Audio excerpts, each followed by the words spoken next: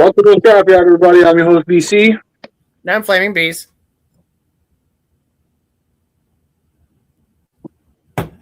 Oh, Transfer Drift. Introduce yourself. I'm the Transform Drift.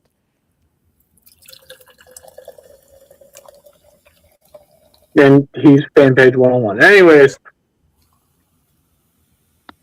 and on tonight's episode of the Scrapyard, it is facts versus opinions. And trust me, this is gonna get a little spicy. So be I don't prepared. think it's going to get spicy at all. I think the point is I'm right, you're wrong.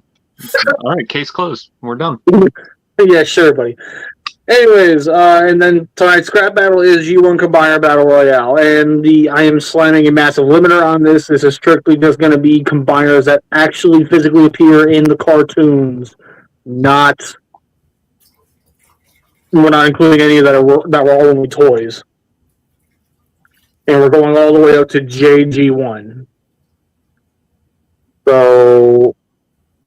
Yeah, it's gonna be an absolutely massive fight tonight, and we're gonna see which combiner is gonna stand at the top. But before we can get into who is gonna stand at the top, let's get into the topic that is at hand. And for those who are wondering, wait, BC, why aren't you doing Figure Appreciation of the Week? I'm taking a break on that for a little while. So yeah, no Figure Appreciation of the Week. We could just get right into it. And going right into it, facts versus opinions. Basically, the reason why I wanted to bring this whole thing up is because some people genuinely tend to lead their entire argument, especially in a debate setting, with nothing but opinions, where they have no facts to base anything they're saying on. And because of that, one of the ways you'll notice that somebody is strictly trying to argue with opinions is they get flustered and more angry, to whereas the people who state only the facts and nothing but the facts, they generally are calmer and more to the point with what they're saying. And that's mainly just like a very baseline way of putting the topic of the night.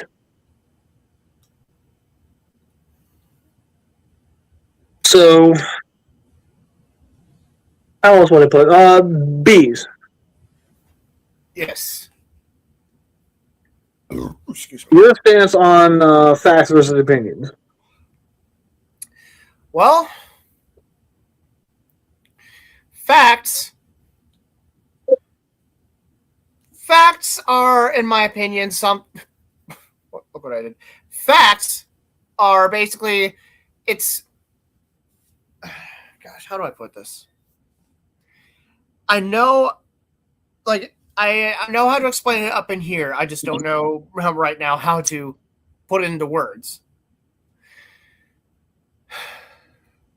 Like, facts are things that are something you can't deny, something that everybody... A fact is something you cannot argue no matter how hard you try.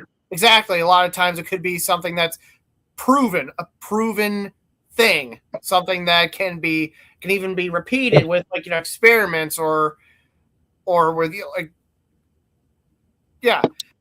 Whereas opinions are based on someone's own individual perceptions, based on their own experiences, rather than repeatable results. Or,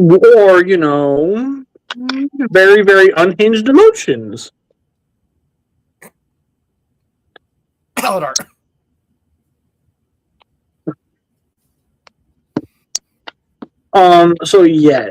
If you guys would like to step in and say something, go ahead.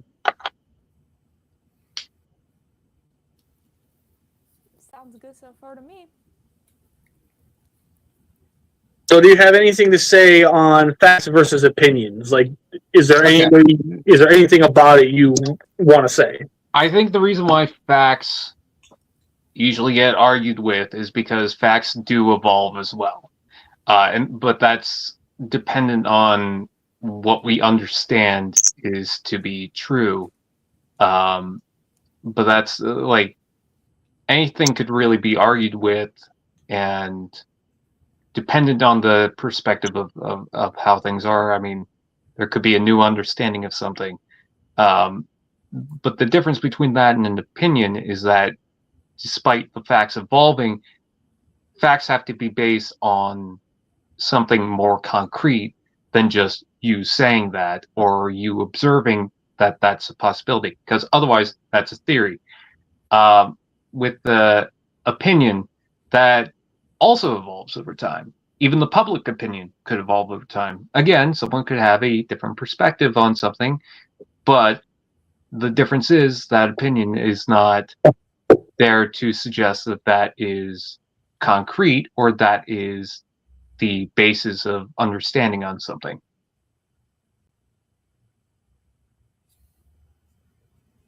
Basically, facts and opinions can evolve depending on exactly where they're coming from. I mean, take for example the Spinosaurus. I see often people argue on what it looks like because nobody has a concrete design for the Spinosaurus, so everyone keeps arguing about it. So then, yeah, at that point, that's definitely understandable. There's no real factual statement on what that thing actually looks like. But what I'm referring to is saying the facts would say the sky is blue, but an opinion would say it's more green. Or, yeah, like I was literally about to say something similar. Like, an example of a fact is the sky is blue because of like chemicals in the atmosphere and a bunch of other factors. And here's a good example of an opinion. Pineapple belongs on pizza. Get out. I'm one of the people that think pineapple is good on pizza, but then there's some people who generally don't like it because some have actually tried. In fact, I dated someone who never tried pineapple on pizza. And so when so I ordered some pizza with pineapple on it. She actually gave it a try. Wasn't a fan. Just wasn't feeling it. Whereas there's people that hate it purely because they're told to hate it. So we're going to go ahead and back off for a minute to give Drift a chance to speak. Yeah. Oh. Yeah, no. I kind of agree with all those points. If we're talking specifically in like fandom spaces, opinions definitely a lot of people do believe that their opinions are facts, and that's where honestly a lot of like arguments stem from, because somebody might say, oh, this is like this version of this character is the best and this is just a fact, but then other people will disagree and say, no, that's an opinion, and like that's just like kind of what came to my mind when you first said fact versus opinion. Honestly, you put exactly how we felt about one specific person to absolute perfection in words. Oh, well.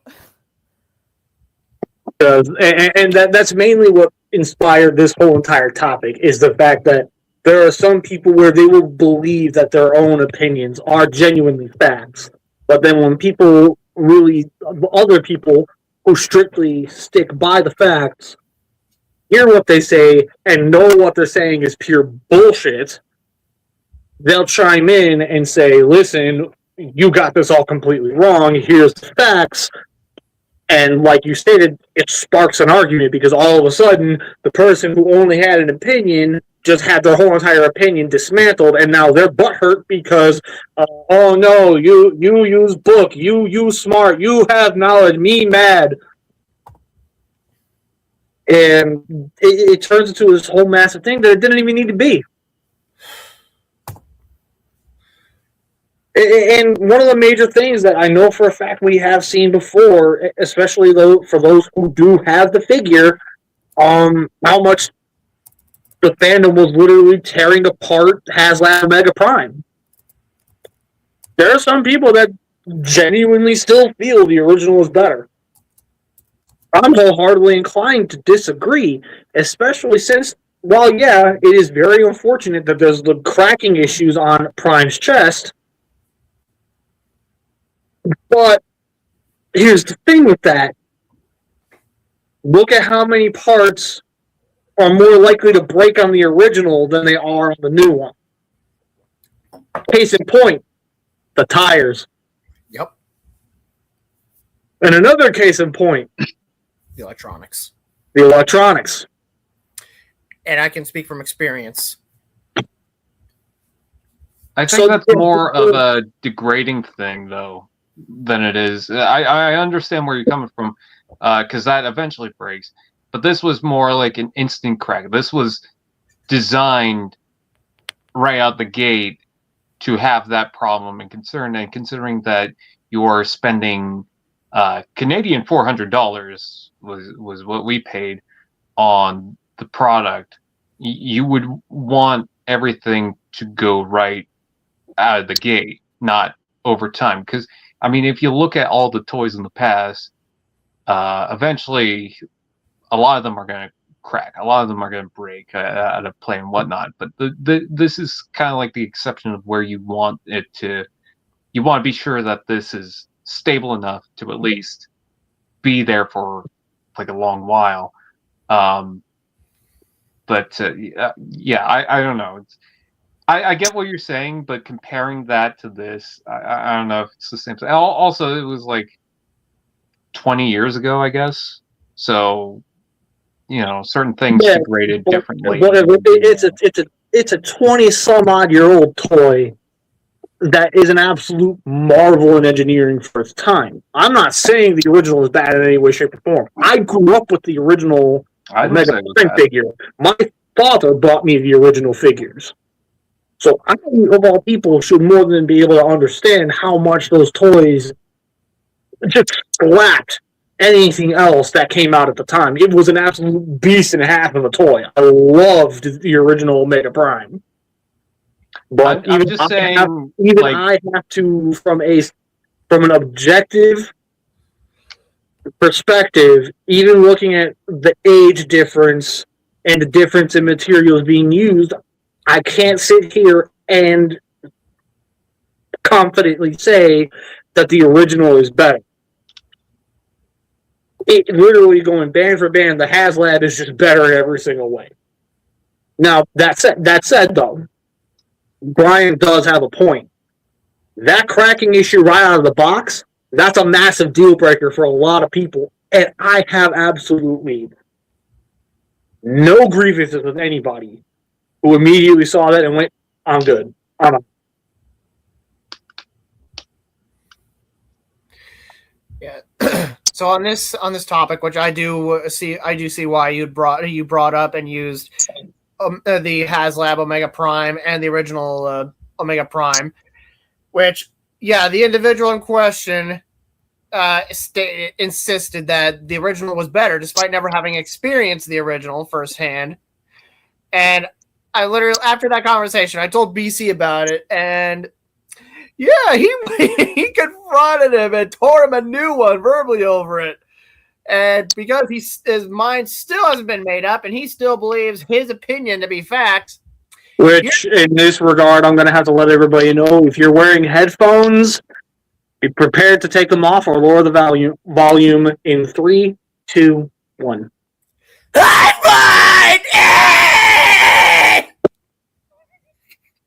I was about to give the warning in advance, but thank you for beating me to it. So yeah, Brian, that TF fan page, that's a running gag that we have, poking fun at said individual who, upon the now official falling out with BC and myself as well, he basically identifies himself as Megatron now. Brawl is still a fantastic figure. I don't care what anybody says. And that's just a fact. It's leaps and bounds better than the Combiner Wars version. Oh, absolutely. As somebody who had the Combiner Wars version, I can say that wholeheartedly. And that's keeping in mind, I defended the Combiner Wars figure. I used to have... And fan page can testify how hard I defended the Combiner Wars Brawl. I'm trying to think of a figure where there's two different versions that you could compare, and what would be an opinion of which one was done better. Well, Oh, you know what? I know. while you're doing that, here's what I'm going to do. This might seem a bit short, but given I'm also trying not to. Hi, Justin. I'm trying not to keep everybody here for too long. I'm going to go ahead and actually move the conversation back over to Transform Drift and give her an opportunity to speak a little bit more. Because I'm sorry, she's been a little quiet and it makes me feel bad. Oh, Yeah, no, and she's got a dip in a little bit. no, you're totally fine. I do like to just like listen to people talk. I also did work 12 hours today too, so and twice today. So at 9 in the morning, I was convinced that in 3 hours it would be 11 a.m. and not noon, and then I decided that 2:30 was actually 3 o'clock, and my boss kind of just looked at me, and it was a day. So I can't do math today, um, but Math for is the hard. for the conversation about the facts versus opinions too, for me, one of the things that I think is one of the biggest shames is that when people get so worked up about an opinion that they, like it does cause arguments.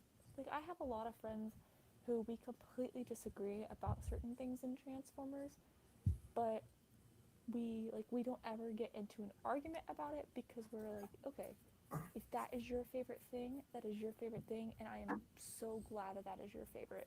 This is my favorite, and even if I don't like that, it's good for you. And I actually, our conversation went along to the point where I was like, I am so glad that all of these different forms of Transformers media exist, because even if it's not your cup of tea, it might be somebody else's, and if that's what gets them into Transformers and lets them experience Transformers and they like it, I think that's just awesome that we have that, because some people are big comic readers, some people are big TV show watchers, and some people are just movies watchers, and some people, of course, are die-hard just G1.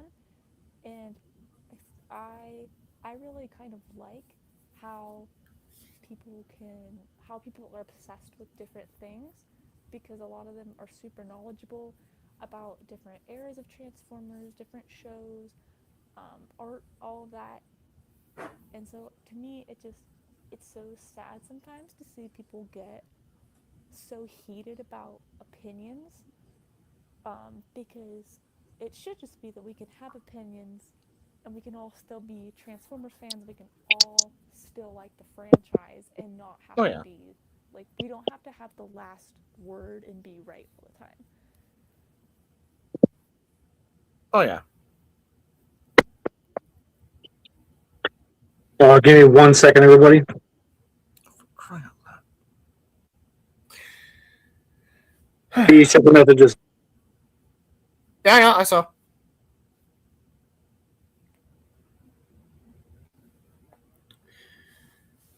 So, what's the weather been like in you guys' areas? Yeah. My mind can't make up its mind. One day it's 70 degrees and I can be in a t-shirt and it's beautiful, and then literally the next morning it snowed, and my car slipped and slided on the way to work, and then I came out of work and it was back to 60 degrees, and yeah, I'm kind of over the Oof. winter months. I would love for it to just be one set temperature now for a while. Golly, yeah, my area. I live in Texas, and it can't make up its mind either. It's literally a few days ago. It was like cold as all heck, with a high of like 56.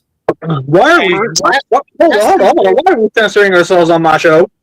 First couple of hours today was all rain. Like it was just, it's like someone dumped a swimming pool on our house, and then all day it's been sunny and warm. Still windy, but yeah. In the last couple of days, it's not even May or June yet, and yet it's already in the 90s. And sometime in the next couple of days, it's supposed to be like in the 100s at one I'm point. in Canada. We did not get a centimeter of snow.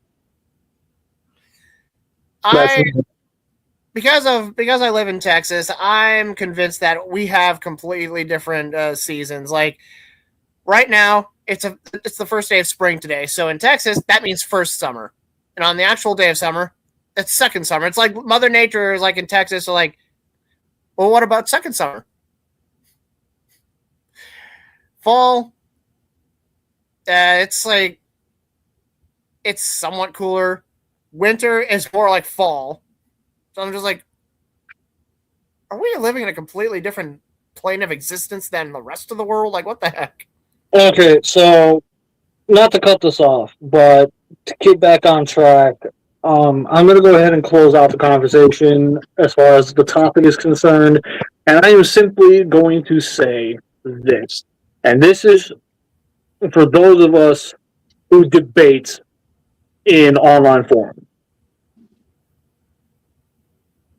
If you are one of those people where you debate in online forums and the only thing you're coming in with is just strictly how you're feeling about a specific topic or a very specific thing going on within your own fandom, I would very, very heavily advise you go on.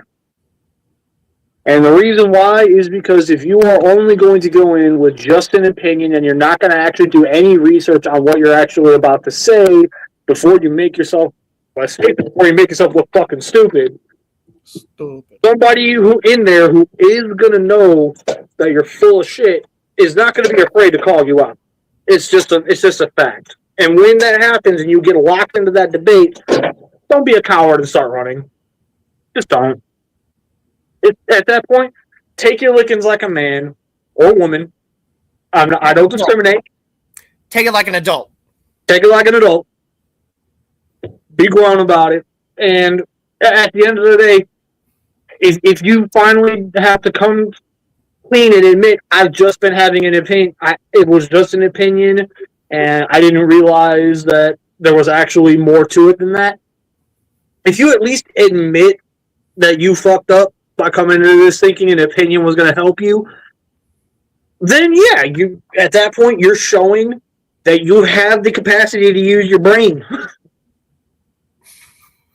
So whereas if you're one of those people where you are showing plain as day that you just cannot fucking put two and two together and realize that you are a fucking idiot, then at that point, whatever happens to you, that's on you, bro. I can't help you there.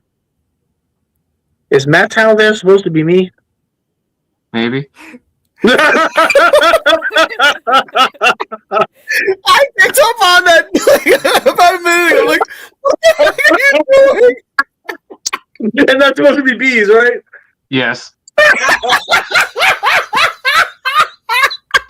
but his leg keeps drooping on me. Oh my god! It's the same thing. Oh, it's funny as hell. Alright.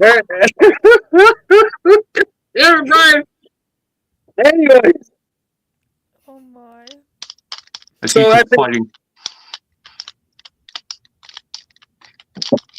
Now it's you two kissing.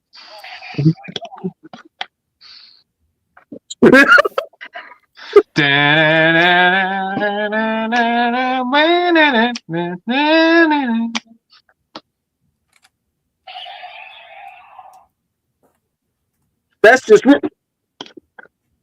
You were saying I got distracted by little green you. Happy St. Patrick's Day, by the way. The little green leprechaun. A bit late for that. Oh, geez, I cannot believe we forgot something that we tend to do on Scrapyard. We do moments of silence, and unfortunately, this is one where I'm pretty sure none of us were ever expecting to have to do this. A moment of silence for Chuck Norris and his family.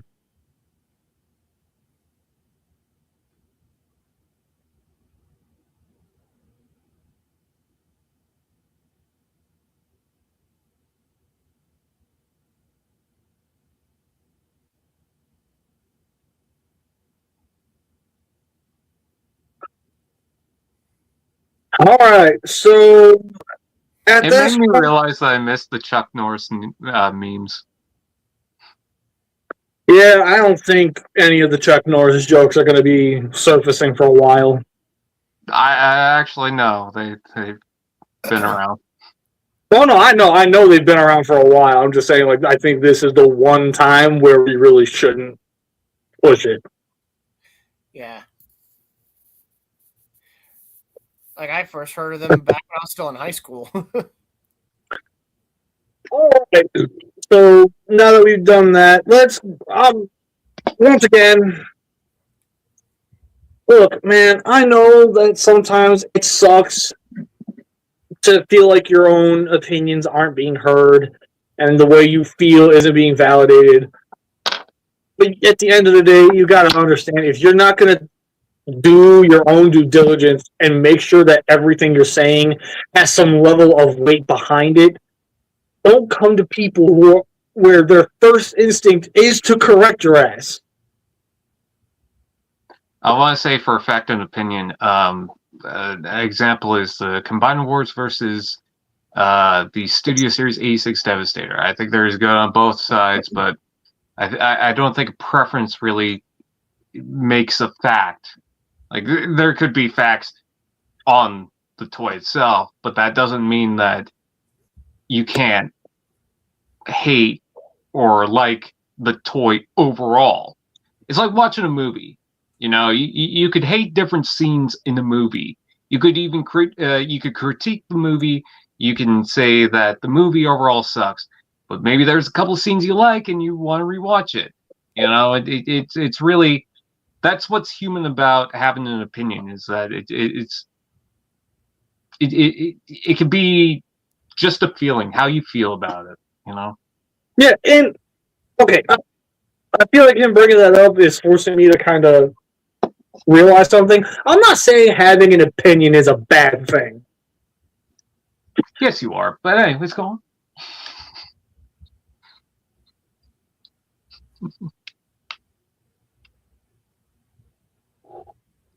You're not the old BC. You're not going to smack the shit out of him. That said, yeah, obviously everybody's going to have an opinion. And he brought up a really good point. A lot of people sit here and compare the Combiner Wars Devastator to the 86 Devastator. Me personally, I think there's no debate to be had. I think the 86 is leaps and bounds better. Here's the difference. Everybody that's constantly sitting here, oh, I think Combiner Wars is better. I think 86 is better. When I say 86 is better, I don't just say from a preference standpoint. I go for the areas that actually matter for a display. Are you kidding me? No, I'm not. Are you seriously think the 86 Devastator is better than Combiner Wars? Yeah, I think it's leaps and bounds better than... Are you kidding me? No, I'm not. Okay. I would like to chime in and say that as someone who had at one point the Unite Warriors Devastator, like before, like, yeah, I had that before selling it off. And I have the, if you can see the little green and purple back there, that's the SS86 version. After getting all the SS86 Constructrons and building Devastator, honestly, the only thing I really love about the Unite Warriors Devastator is the height. I love the size and just the presence, the shelf presence he has. Yeah. Frankly, that's really the only thing that was going for it. Well, because in every other category, the 86 takes it. Are you serious? I mean, do you really think that? I'm not playing. Like, I mean, it has better articulation, it has better stability, it's got better build quality, mind you. For instance, you know what, BC? Scrapper is not going to snap on you randomly. You know what, BC? This is exactly the example that I wanted to bring up. I wanted to get a rise out of you so that we could show an example of fact versus opinion. There you go. Yeah, see, that's what I figured you were doing, which is why I played off of it. I don't even have Combiner Wars Devastator. See, exactly. I knew you didn't, so I'm sitting there like, this guy's got to be rage baiting me right now. Mm. Oh shit! Sorry. Go ahead, Ez. Bees. Oh, Anyway, I'm trying to remember what I was about to say because I got cut off. What I can remember, like one of the things I can remember I was about to say or trying to say was that personally, while I kind of wish SS-86 Devastator was a little bigger, but then again, in the G1 cartoon, his size seems to fluctuate like everybody else's. But other than me preferring that he was a little bigger, I honestly, yeah, like it's just I just don't. I feel like what it takes everything good from the Unite Warriors / Combiner Wars Devastator and kept it, and it just did away with whatever issues that it had. It's a lot more like the joints are a lot more solid, the articulation's a bit more dynamic, and it's and like honestly, I will say the Unite Warriors version is actually better.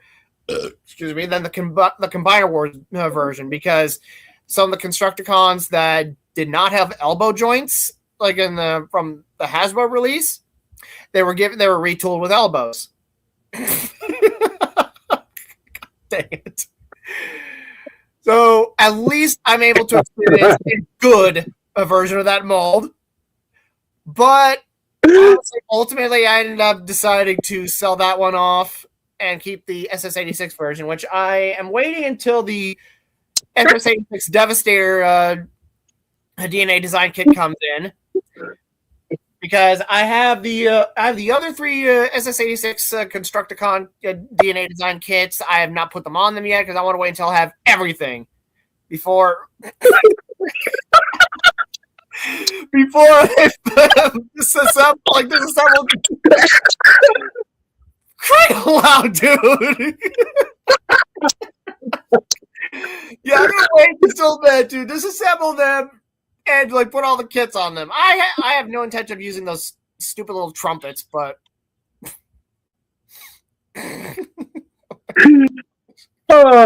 Anyways, I'm assuming you're pretty much done. yeah. Okay. All right. So. Oh god. All right. I need to catch my breath. Okay. All right. So. At the end of the day, everything's going on with facts versus opinions. At the end of the day, opinions can be challenged, facts cannot. Okay, now I remember what else I was going to bring up. Yeah, because like I said, I got cut off before I could even bring up both the things I was going to say. Which, yeah, I expressed my opinions of the initial Devastator versus the SS-86 version. I've noticed there's some people that prefer the Unite Warriors / Combiner Wars version, and there are those that prefer the SS-86 version. I can see it from both their standpoints, but personally, for my personal preferences, SS-86 is better. That's all I wanted to say. Who are we pointing So yeah, I also stand 10 toes down when I say that the frame system is better than CW. And I'll say that one with my whole ass chest. Honestly, the frame system does have its merits. I mean, It really does.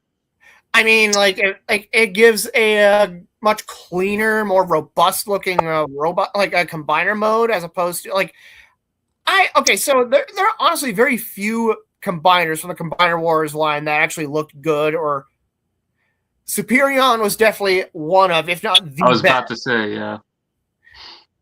But at the same time, the proportions are kind of like lanky looking. So like Transform Drift unfortunately does have to go. Okay, yeah, I literally saw the private chat. Okay. So, Nice yeah. having you on. Thank you. Thanks for having me on again. No problem. Just don't be a stranger. Oh, absolutely. Thank you. Okay, good night, I everybody. gotta rebuild them so they Yeah. properly waves. Good Okay. night. Bye. Anyway, yeah, like even though I've always really loved the Combiner Wars Superion figure, which, to be perfectly honest, is like one of two combiners I was ever able to actually complete. But like that's the only one that I had no issues with. Like quality issues among like other figures aside. At the same time, the proportions just looked really off. And the same thing went for that abomination known as Menasor. So with the frame system, it works perfectly for and at least me and BC's opinions, the frame system works. In fact, there was pretty much a frame system like in the cartoon, because literally the car is just freaking shoulder and shin armor. That's basically all it was in the show. And honestly, it's not inaccurate. It's cartoon accurate. The show depicts that. The toys depict that. For those who are fans of Avatar: The Last Airbender, Combiner Wars Menosaur's shoulders function like he got into a fight with Ty Lee and lost. And again, if you've seen Avatar: The Last Airbender, you know exactly what I'm talking about. It's one of those if you know types of situations right here. Wait, repeat the joke? Combiner Wars Menosaur. Oh, Combiner Wars, okay. Combiner Wars Menosaur's shoulders specifically are like if he got into a fight with Ty Lee and lost. I've never experienced the figure, but I had Motormaster and one or two Stunticons, but yeah, I'm willing to take your word for that. So yeah, for those who are shitting on the frame system, sorry, not sorry, but it's cartoon accurate. Yeah. That and it's more stable. Oh yeah, it's just overall a better experience. It is, but on the other hand, for the opinion, I think some people really prefer that their combiner actually feels like it's a combination of those characters, because especially with Superion, it doesn't really feel like you need the other jets to finish it off, which might be a good thing if you're just like if you can't find one of them, so you're not out of an entire combiner. But I do think some people just prefer having the jets as actual limbs, because then it actually feels like they have to be part of the combiner, Yeah, I mean, that makes sense. Like, there's some who prefer that it that actually feels like an actual combiner rather than like just playing dress up. Which I'll say it like it is. I mean, the frame system, you're basically what you're doing, because if you just have the literally, like, technically all you really need is just the commander class figure that forms the torso, because literally you got everything. Menosaur's trailer becomes the frame. Silverbolt's, would you consider that part of the jet mode? Like the big chunk he comes with? I think that's a sandwich you get at Starbucks. What? Like a panini or something. I think you attach that to Silverbolt. Oh my god. Anyway, yeah, like technically that's all you'd really need. I mean, yeah, you'd have a kind of lanky looking Gestalt form, but I mean, it's still a big old robot you got there. Now, if you like, and personally, I don't care. Like, I don't care because it works. The like on screen, literally the aerial bots and the Stunticons, literally they're just like dress up accessories. That's all they become for the combined mode. Literally, oh, let's turn back to a car and become shin plates. Let's turn back to our cars and become shoulder pads. Same, likewise for Superion. As dumb as that sounds, in my opinion, it still works because it's cartoon accurate. If you got a problem with that, then I mean, hunt down the Combiner Wars version if you prefer that, if you like that. Which again, if you prefer that over the modern stuff, then That's your opinion, and that's the The beauty. power to them. That's the beauty of opinions. You can have them, and also still be adult enough to respect it. We may not agree on each other's opinions. We may even understand it from where we're coming from, but at the same time, like, yeah, like you can have different opinions and be civil about it. Right, Aladar? That's fucked up. Oh, I mean, That's I'm not fucked wrong. up. I'm not telling. wrong. That's fucked up. I'm telling. No, Good. you're not. Good. I'm telling the government. Well, I think now is a good time to finally put the topic to rest, but this is definitely one where I will be planning to do a part 2 to it.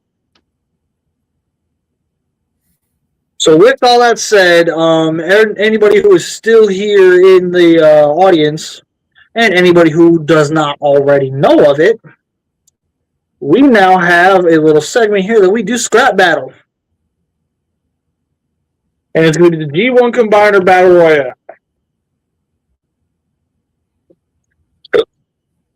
So, here's how this is going to go. Before we even remotely get started on this, I'm going to go grab a pen and paper.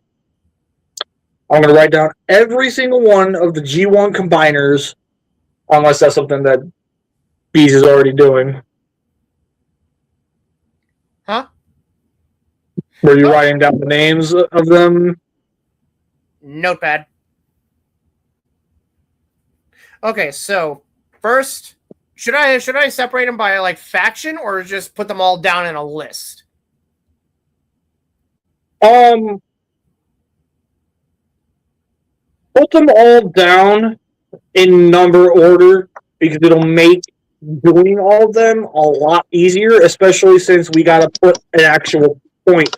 We got to put actual point system in where we're like, say, like 4 of them get the point, but the others didn't. That's one check mark on 4 combiners, and the rest don't get it. But then the next segment, these ones get it, but these didn't. Okay. Also, hello. Okay, so who dat? It's my self-mock. Oh, nice. Anyway, I love it. The So mask is one thing- cardboard, by the way. I know. I'm aware of what you can do with cardboard.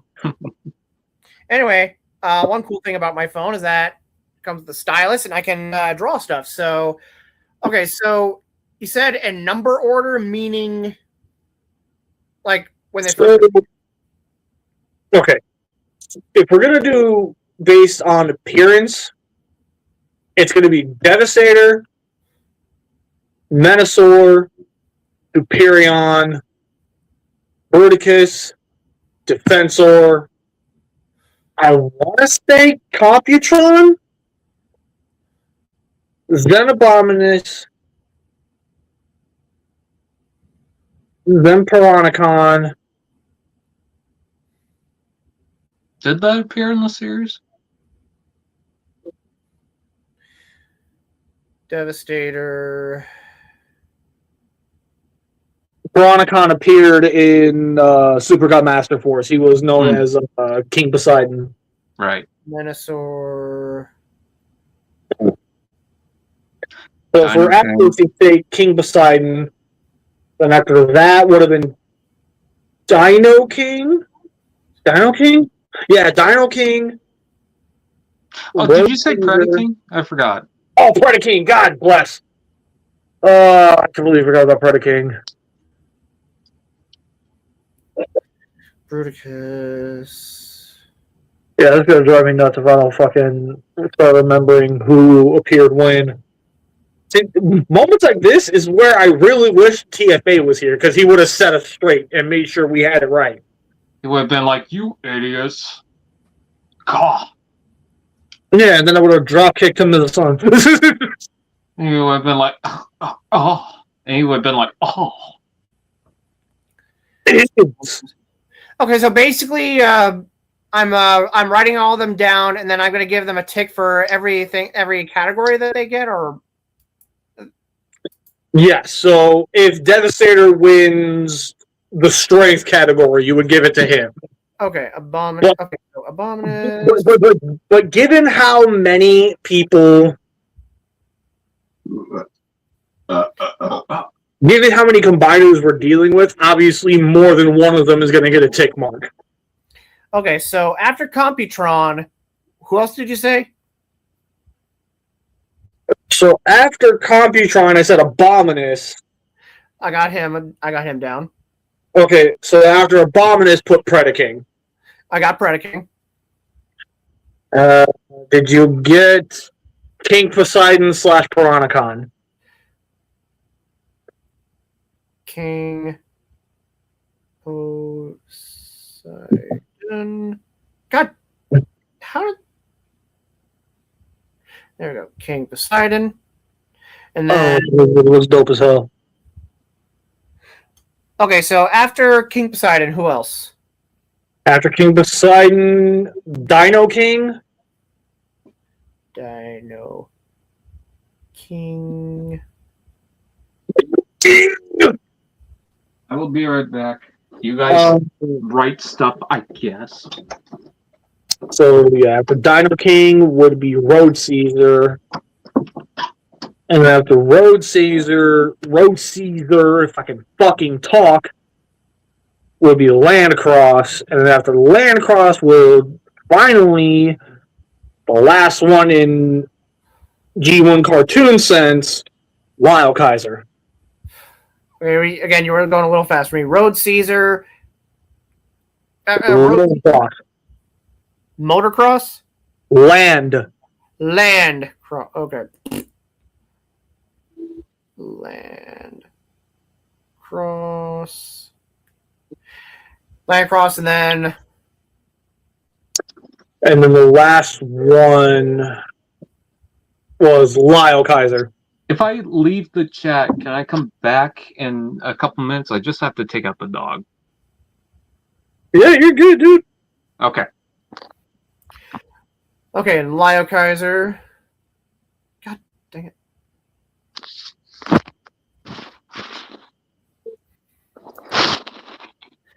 Okay, so yeah. Then is that it after Lyle Kaiser? Yeah. Lyle Kaiser is the last of them. Okay. Okay, so let's see if I can do this right. Normally my handwriting is tidier on paper, but okay, let's turn this off. Normally my handwriting is tidier on paper, but yeah, so pay no mind to that. God dang it! Don't draw on that.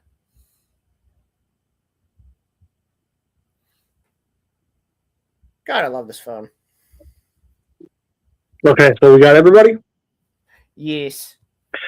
Okay, so we're gonna have to wait for Brian to come back before we start getting into the actual segments. But basically, again, for those who have been here for Scrap Battle before, you already know. The segments are endurance, strength, speed, armor, and weapons.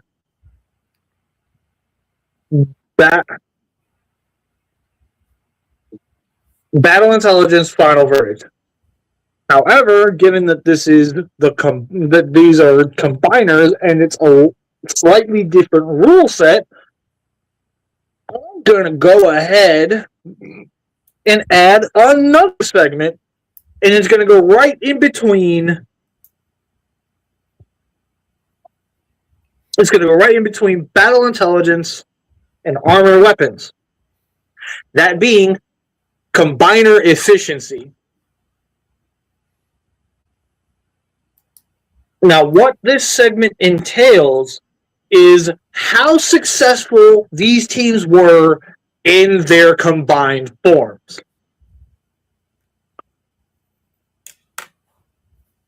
So, this is going to be a big deal because a lot of people definitely don't What about Monstructor? Was he in the Japanese G1 cartoons? I've never seen them, so I wouldn't know. No, he was not, and I'm like, that's why I specified it's only on-screen appearances. Because I knew for a fact the moment I said G1 combiners, everybody was like, he's adding Monstructor! No.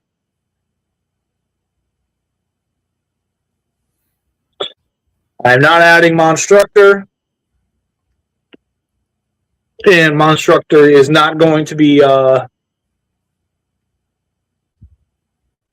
mean, maybe I'll include Monstructor in a later scrap battle. We'll see. But I can promise you right now, it's not going to be the comic book version because I have a personal vendetta against that one. I'm just going to be completely real with you guys. So, yeah, that's just how I feel. We're going to go ahead and wait for Brian to show up. So, Bees, take the floor for a minute. Or you know what? I'll give you the floor. Okay. So go ahead and say what you need to say. I will be right back because I got to go check on my kiddo. Okay. Okay, so this is something I've been wanting to say for a while, and I wanted to bounce a couple things off with BC, but since he's busy, I guess I could wait a little bit for that. But I just want to take the moment to talk about. Wait. I want to make sure this is this is something I wanted to bring up. I want to make sure this is the appropriate time.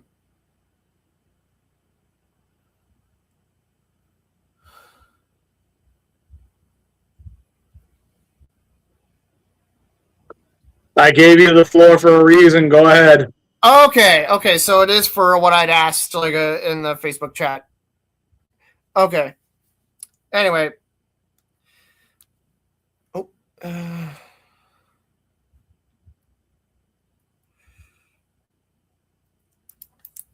Okay, so I want to take a moment to. So, a preview, in the last time I was on the air with, oh my god, I messed up. I'm gonna have to. You know what? Screw it. I'll just type out the list whenever BC comes back. Anyway, it's a feature I'm just now becoming familiar with. Anyway, when I was last on the air with BC. On a completely non-Scrapyard related topic, I mentioned how BC basically puts his money where his mouth is. He says what he says. If he says he's going to do something, he does it. Especially when it comes to making the Scrapyard community a safe one. That was something that I honestly was kind of one issue that I've always had is that I'm trying to work on is keeping a lot of shit to myself. If I have an issue with someone or something, or a specific aspect of how the group is run or something in the group, or if a person in the group I'm having an issue with, instead of saying something about it, I just keep that shit to myself. That's something I've always done because I've been treated badly for so damn long in my life that I basically had to learn to just keep the shit to myself because I grew up thinking nobody gave a shit. BC does give a shit. That's something I wish I had known back then, before what eventually led up to my falling out. That was instigated by my last ex. But after rejoining, I definitely realized BC definitely does make it a very safe space, a very safe community. And I've noticed that ever since one particular person was re-added to the group, I'm glad that they're gone. Because they did not make me feel comfortable remaining in the group. Just basically what's funny is that he was in the group previously, but then he removed himself from the group because he bullied Aladar out of the group. And yeah, I'm not going to drop any names. Woody basically dipped the moment that he was about to face consequences. And what's funny is that when he rejoined, because Aladar wasn't part of the group anymore, I fit the bill. Hence why I was constantly referred to as the Timu Aladar. It was funny at first because that's all I'm going to say. Literally, that's like one of three similarities that I share with Aladar. The other two being I'm on the spectrum. We have the same hair color, and that's about it. Eventually got to the point where not only did it start bleeding into other aspects of my skills and abilities, but everyone else seemed convinced that that was indeed the case. I got fucking tired of being told that I was stupid. I got tired of being compared to someone that has caused not just the entire group in general, but BC so much stress and anxiety that how is that funny? I was literally about to just say, you know what? I give up. I'm the Timo Aladar. I've got a reputation to live up to. And I was literally about to fucking dip and leave the group for good. Oh no! Before that, I was gonna like channel my inner Aladar because hey, I'm the Timo Aladar. Remember? Instead, I decided, you know what? That's what the old me would do. Let me bring this up with BC.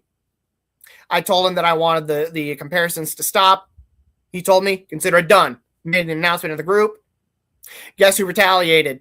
Woody. So, yeah, you didn't think we noticed that, Woody? I'm sure you probably hate watching this like you did like several episodes ago. Does it not bother you that you have bullied people, one individual out to the point where he left the group, and another to the point where not only were they starting to believe the own lies that you tried to feed everybody about him, but drive him away from the group?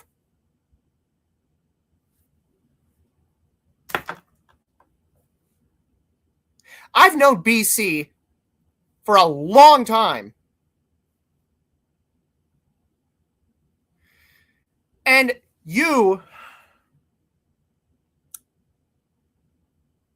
some of the things that made me feel so fucking uncomfortable with you being there and what makes me categorize you as a fucking bully is the fact, is the fact that you clearly have such a strong influence over not just everybody in the group, but one other person, which I'm not going to drop their name, that even they started like basically bandwagoning with you every time you would start poking fun at me, at you know, making me at the butt end of a joke, or in some cases, it got to a point where I just basically stopped venting to everybody in the group about issues, like whether it's at work or a good example. When I was training for my current job, my initial instructor before I started training at a completely different academy, was bullying me to the point where it was affecting my mental health. I brought this up, and you, Woody, just had it in you to criticize my problems like they're nothing. Telling me that a jury would laugh at me if I took him to court for ableism. And just, I don't know what the hell the dude's problem was with me. I don't know if it's because I was half his height and white and neurodivergent. There's a whole lot of reasons people have for like treating me like shit all throughout my fucking life, especially in the workplace. And then I got strep throat, and you're just like, oh, it's not the sore throat, man up. How about you fucking man up? Have you ever been sick before? Have you ever had to go to work and perform such physically strenuous tasks while fucking sick? Strep throat isn't just a sore throat. I was coughing up phlegm. I had a fever. I was fatigued as fuck. Go look up what strep throat is. You'll see what it all entails. I needed to be put on fucking antibiotics. That's how fucking bad it was. And then, like, I'm venting about, like, my other issues at work, which, again, you would either twist around my words and criticize it. So it got to the point where I just stopped venting about my problems from work. And then, like, this whole time, like, all throughout that shit, the person that you had such a strong influence over would so blindly jump to your defense, blindly defend you, and make excuses for you. Every time you were in the wrong for shit, every time you were always in the wrong, they were always there to defend you. And if they didn't defend you, make excuses, they were silent. And then, last but not least, there's the fact that you decided, you and this other person you had strong influence over, neither of you know how to fucking cook for shit, had the balls, the audacity to criticize my cooking skills, my knowledge in the kitchen. You think that just because I'm Aladar for some reason, that I don't know shit about cooking. You don't think that I don't know how to properly store, prepare, or handle food. So, like, literally, this is in reference to the time when I was working at the kitchen at my local hospital before I started training for my job. I had taken home with me a shit ton of popcorn chicken, all fully cooked, literally about to be thrown out unless someone took a bunch of it home, which I did. Because I was broke as a damn joke at the time before I started training. I was like, you know what? Waste not, want not. Free food. And I've lived on my own for, I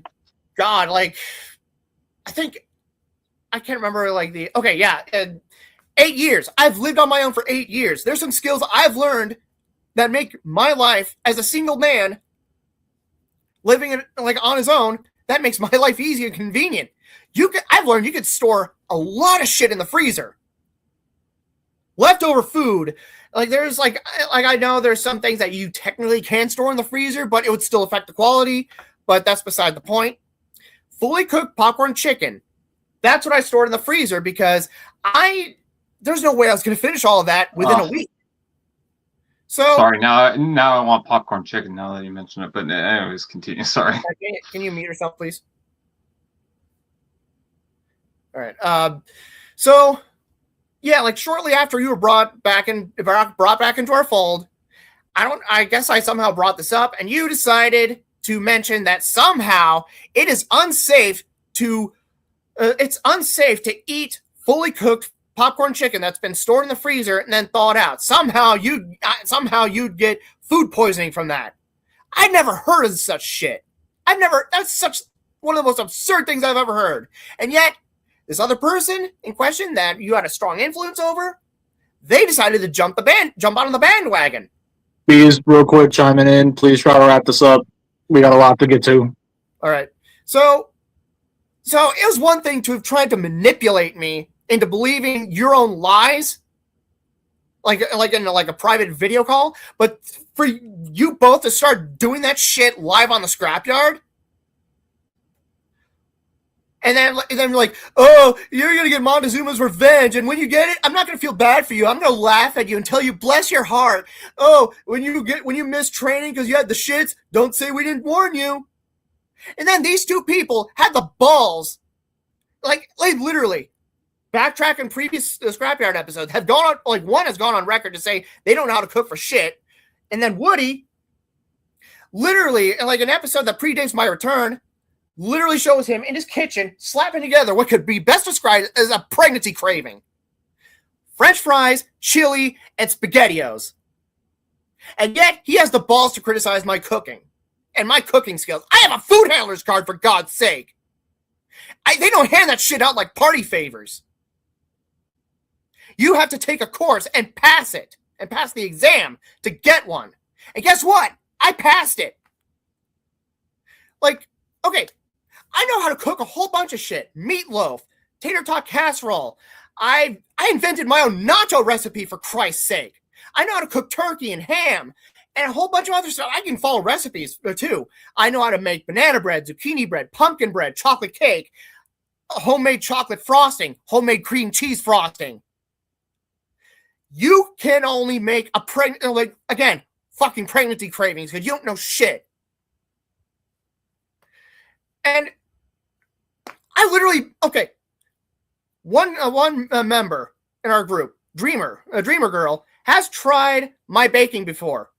As far as I'm aware, neither she nor anyone in her household has ever experienced any ill effects. I even visited her and her family for Christmas a couple of years ago, made eggnog pie. As far as I'm aware, no one got violently ill from it. BC, you've tried my zucchini bread. And yeah, you're not a fan of it, which I'm okay with that. I'm not offended. But I'm like, did you get violently ill from the few bites you had of it? No, I did not. I wanted to, but I didn't. Which that's beside the point because you're not a big fan of, like, that's a whole other topic. And whatever was left and a freshly made loaf, I actually made and gave to your family when I visited them for Christmas. To your knowledge, did they get violently ill from it?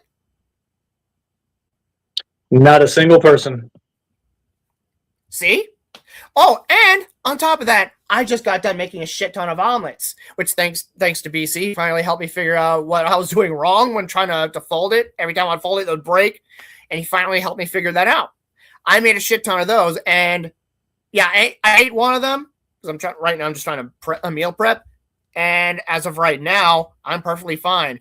Oh, and then when I ate really old, those really old popcorn chicken that was stored in the freezer, I was told that I was going to, I went to work at my part-time job I had at the time and back to training. And within that time frame, I didn't have the shits. So my point I'm trying to get at is I'm so glad that BC has my back. If anyone is bullying anyone in our community, he will nip it in the bud. He'll cast their asses out of this group just like that. And Woody, if you ever hate watching this, I don't miss you being in the group. You made me feel uncomfortable and unsafe. And it reached a point where when you were on the show, you're just fucking obnoxious. Like, just like there are times where you just wouldn't fucking shut up. You wouldn't stop fucking making jokes at people, well, specifically me, at my expense. And one thing I want to bring up is, like, I do want to thank you for securing me that that convention exclusive Once a Man Cobra Commander figure. I missed out on it, like, here in the States. You procured me a copy free of charge. I appreciate that. But it's not going to change what all you fucking did. And also, I want to mention that before anyone comes at me, like, if he comes at me for the fact that I promised him, like, the Marvel Legends live action series Spider-Man, not the Tokusatsu one, but yeah, I literally reached out to him, like, after he left I reached out to you to make sure that your address was still good, and I never got a response. Because I was literally going to ship it out and tell you to not worry about paying me for it. Because literally, you got me a figure for free. I was going to do the same for you, but since you were being a petty ass little bitch, what the fuck was the point? Especially if I don't know if the address is still any good. So, the way I see it, you're the Timo Aladar. Because as I've been rewatching the Scrapyard episodes, guess who's been farting more often than I was? You were farting the most often. You were the most problematic, the most obnoxious. You're almost on the same level as Aladar. So, yeah. I'm glad, like I said, I'm glad you're not in here. You're not in here anymore. I feel safe and comfortable in this community again. So with that said, I'll send you to Jesus. I'll send you to Jesus. Emotional damage. Oh, I'm sorry. Did that offend you? Good. That's how I fucking felt. Come at me, you fucking pussy. Now I'm done.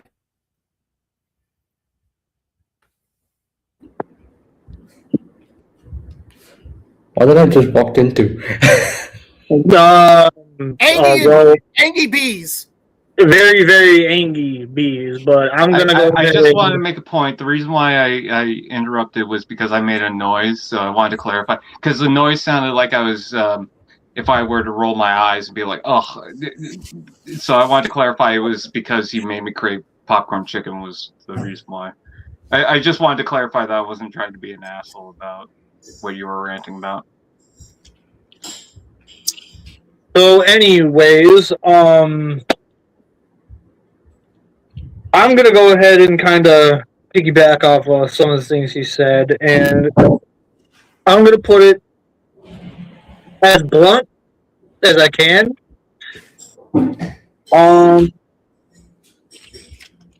I'm not gonna sit here and sugarcoat it. People definitely took advantage of my kindness, and I was less than pleased about it, but at the same time, I very strongly believe in the mission that we are going to unite the fandoms and we are going to become a safe haven for all who are within the space.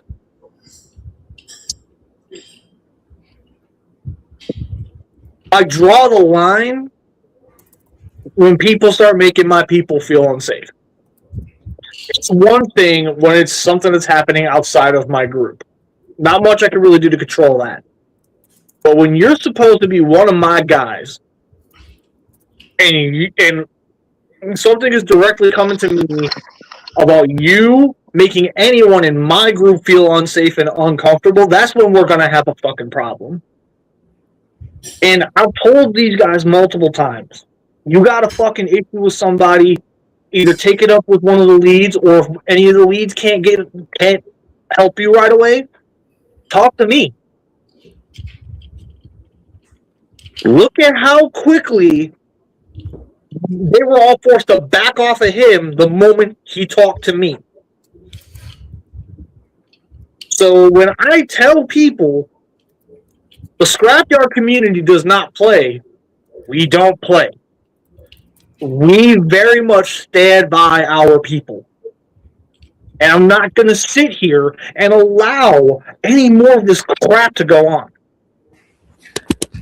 Do I necessarily agree with his ending half of that? Not necessarily.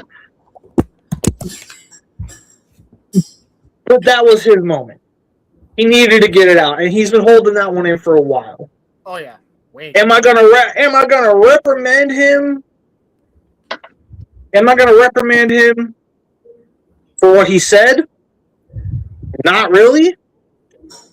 I'd probably tell him, hey, maybe next time don't get so aggressive at the end.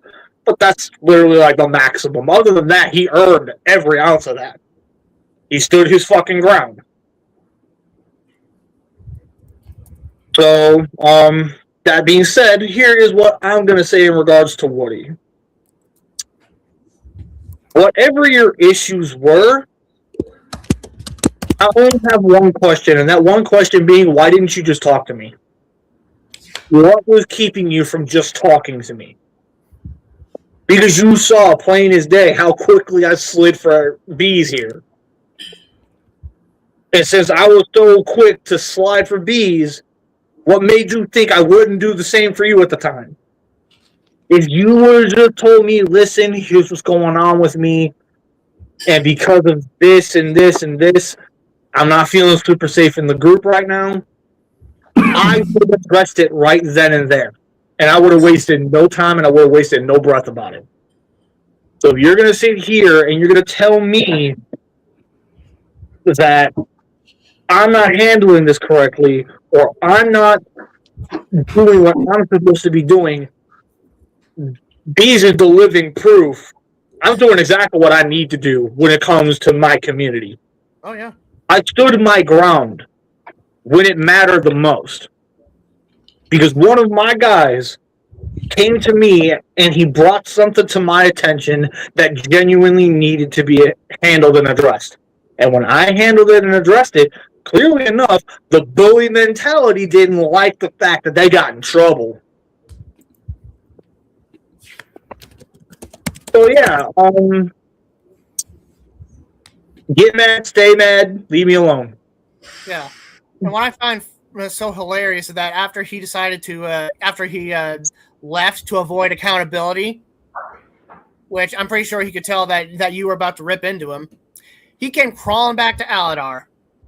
100%. That's how I found out about his public execution. And what's funny is that, like,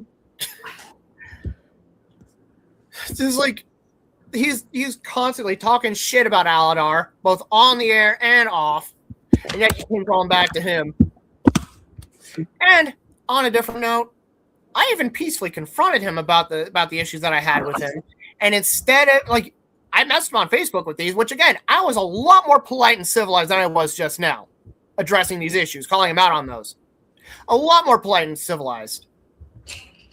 And yet, left me on red because he knew that he was in the wrong and he was afraid of accountability. So that said, let's go ahead and step back and get back on track with what we all came here for. That being Bionicle. crap battle. Okay, so my phone, using the little drawn notepad thing, kind of erased everything that I wrote down for all the combiners. So I managed to type down. I got that too. Devastator through Computron. Okay, so who else? Okay, I have King Poseidon, and then there's Road. Shoot. Predaking, because we forgot it. Okay, Anyway, I have on here right now. before we begin the scrap battle, Yeah, I get it. It's really fun. I'm so happy. I finally found Brawl and Onslaught, so I can actually build Bruticus, and I finally have a proper G1 Bruticus. Brawl and Onslaught were That was a wonderful set of figures. yeah. Also, Brawl and real Onslaught were quick- the best 5. Everybody, Guys, real quick. Okay, so as a lead, I just want to state that due to BC's rules, we cannot. In addition to there being no figure appreciation, we if we have any recent hauls or whatever, it's best that we, not showcase it, because of BC due to BC's current case. If he has to suffer, then we should basically do it with him. Which I'm not trying to get on anybody's ass. I'm not trying to be angry or hostile about it. I'm just being. you are doing your job. Do not apologize. Yeah, I'm just trying to say that I'm trying to be as polite about it as possible, which I would rather start out as polite. And if nobody listens, then yeah, I will turn up the heat. If somebody decides to take your politeness and respond with rudeness, they're gonna get me very aggressively. But yeah, no, just yeah, I didn't get a chance to mention that to JJ, but yeah, no. When it comes to showing off new toy hauls, it's best that we just don't do it for a while. Obviously, when my own situation improves, damn it. But yeah, Anyway. just for right now, Just hold off on it for now. just hold off on it for right now. I'm not gonna Out the whole. obviously, I'm not going to get mad at him for showing off Brawl because Brawl is an amazing figure. Gotta show this off. I've had it for months, so. You were already playing around with it while we were sitting here talking the I know, topics. but I got the box, so. I know. I'm just saying, like, at this point, it's already said and done. No point in trying to stop you now. But yeah, basically from here on out, no more of it. It just temporarily. It's just temporary. Trust me, as soon as my situation improves, we're gonna get right back to the fun of the toys. But that being stated, now let's finally. Real quick, I want to address a couple of things that Justin Yates had stated in the live chat, like during my tirade. He's talking about his own nacho recipes, and like his first one is nacho cheese Doritos, a can of Frito-Lay mild cheese, and okay, mine is actually a lot more complicated than that. It's literally like put it all in a slow cooker, like put actual cheese. Like, yeah, like I'm not gonna spend the time going through the entire list of ingredients, but yeah, it's a genuine recipe. That's not like a simple matter of like just putting some tortilla chips on a plate, put like some cheese or cheese sauce over it, put it in the microwave, and put nachos. It's honestly, it's a pretty damn good recipe. I've had my own family loved it and said that was the best they've tried.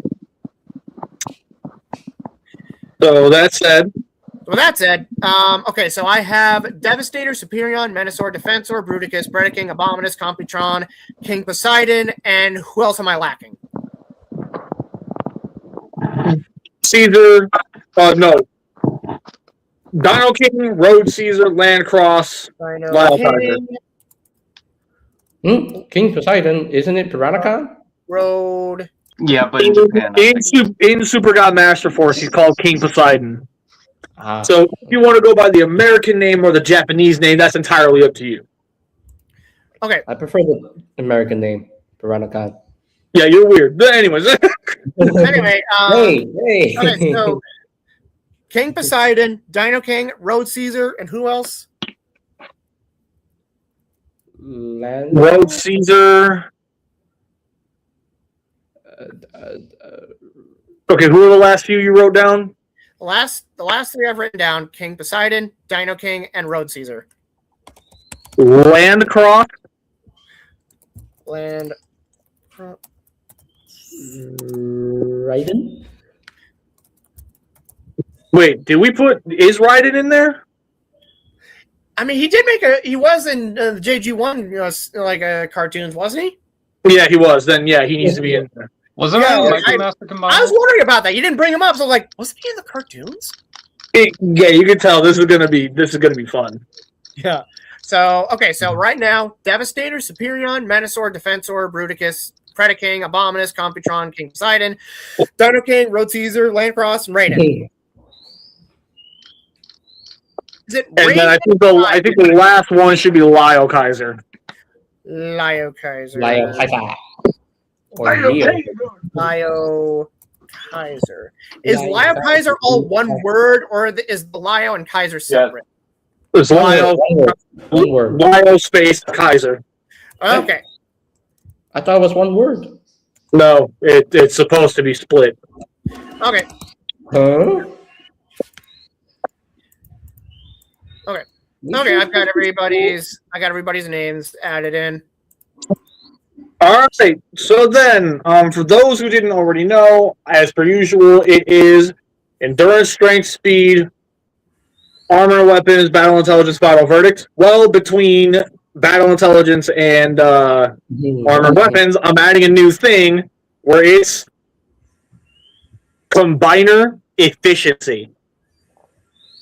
And what this entails is how effective they are in their combined forms.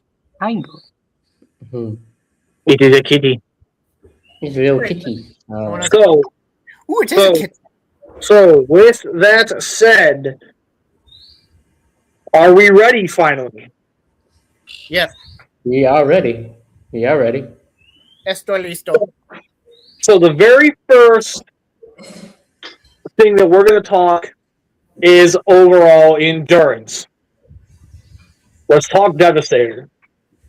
Devastator is able to take the punishment of not only other combiners, but he's also been known to take the punishment from all 5 Dinobots jumping him.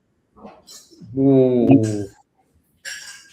That's not a feat that you could just shrug off. Like that's a pretty substantial feat on its own.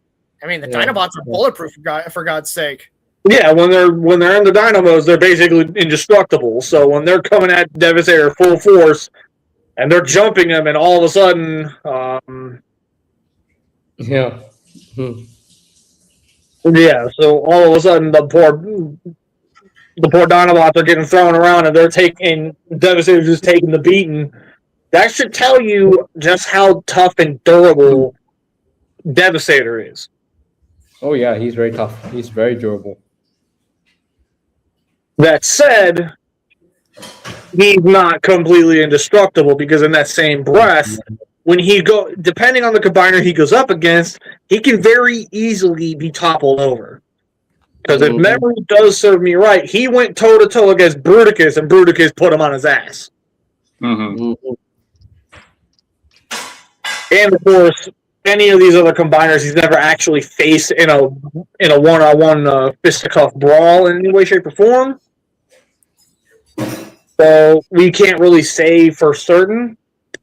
However, if we were to include what's going on in what happened with the one episode thing with Zone, how quickly he was dispatched in that. So yeah, obviously I feel Devastator would definitely get the endurance point, but this is gonna hurt when I say Menasor. Absolutely not.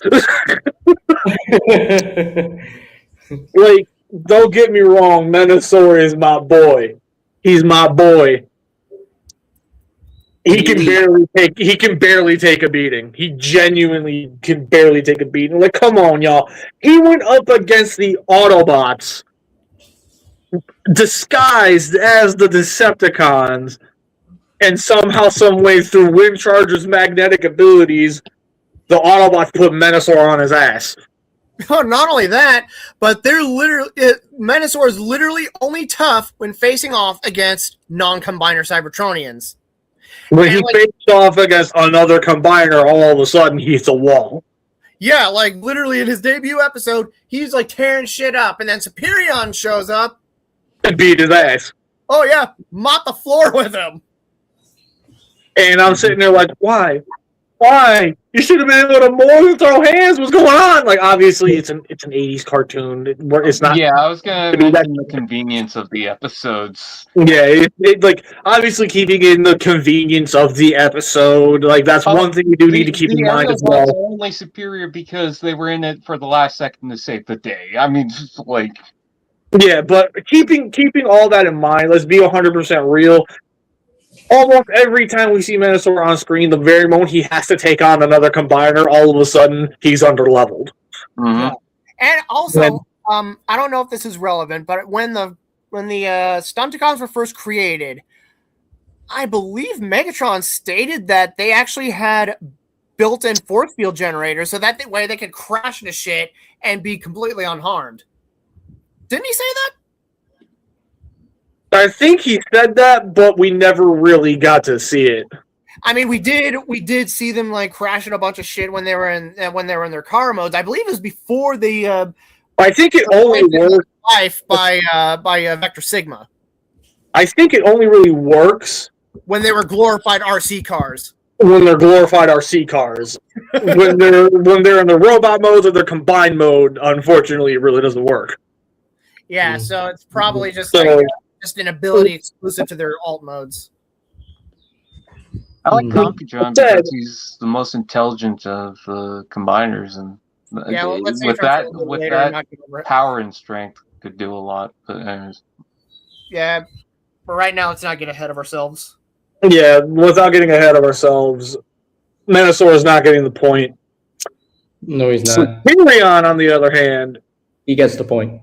He does indeed get the point, because pretty much every time we've ever seen him on screen and he's throwing hands with folk, he's taking an ass whipping and he comes back swinging. So I can definitely, with confidence, say Superion can get the point. The only stupid thing about Superion is their leader is afraid of heights. Yeah, that's the only real thing that can really work against it, which we're gonna go into that with combiner efficiency. So keep that in mind. That's one thing we need to keep in mind is when we get the combiner efficiency, that's when we really start throwing things at the wall and saying, hey, here's this problem with this, here's this problem with that. So just save that for when we get the combiner efficiency. But that said, Superion, I definitely am willing to give the point. Defensor, I'm willing to give the point because, again, the many times we've seen him go toe-to-toe throwing hands, he was fighting Bruticus and he was more than holding his own. And Bruticus is an absolute beast. And Defensor, in season 3 episode, I can't remember the name of it, where First Aid, I think his name was, just quit. Yeah, fighting. he quit because he wanted to be what was it? What's the word? Yeah. Pacifist. Anyway, in that episode, He wanted to be a pacifist. the remaining team members were still able to form Defensor, but even with just one hand, they were able to. I mean, granted, they weren't at their full strength. They were still able to get the job done, but just barely. Which, Exactly. in this So case, literally catching like a. I think it was like they're trying to catch a train from like a crashing when the track was like destroyed. Mm-hmm. So, okay, so you said Bruticus got endurance or no? I said Defensor gets endurance. Bruticus, though, yeah, no, 100% he gets endurance. On that note, though, in like the debut episode of the Combaticons combining into Bruticus, Megatron, it was either Megatron or Starscream, one of the two, noted that there was a little fail-safe safeguard thing on Bruticus, where there's those 3 spots on his back where you shot all 3 of them, it completely deactivate Bruticus and separate him. Jeez, Bring it's it like a up video in game. Combiner efficiency. Oh, okay. Okay, never mind. Okay, so Bruticus endurance. So far, Menasor is the only one that doesn't take that. So after Bruticus, next is Computron? Predicate. I thought it was I've Predicate. put them all- I've typed them all, like all the American G1 combiners. I've organized them all by when they first debuted. Okay, so then Predaking 100% gets the endurance point. Mm-hmm. Oh, yeah. Don't play with me. Don't play with me. Yeah. Getting that point. He's a He gets beast. the point. It's like what I say with Brawl. He's a tank in both modes. Predaking is a beast in either mode. Dargo, we're doing it right now. Yeah, you didn't miss it. We are still doing the Combiner Battle Royale. And we're still Yeah, notice how JJ didn't show up for the actual fucking topic, but he shows up for the battle. I see how it is, JJ. Fine, fuck you too.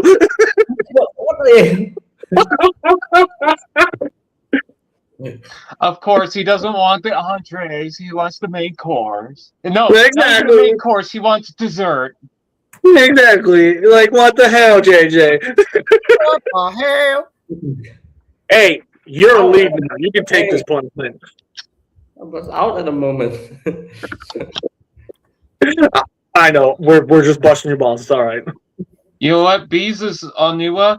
DC is Matau. You get to be the short one. That's fucked up. I was gonna say, would it make sense? Would it make sense to like have them all be like assign them to whoever based on whoever like on everyone's height? I'm 5'6", 5'7". BC is he's definitely much taller than me. I don't know. How tall are you, JJ? How are you taller? I said I'm about 5'6", 5'7", somewhere around that range. What is that in centimeters? Let's find out. Alexa, convert 5'7" into 7 centimeters. 78 centimeters divided by 5.58. Alexa, stop. That is not what I asked. Let's try this again.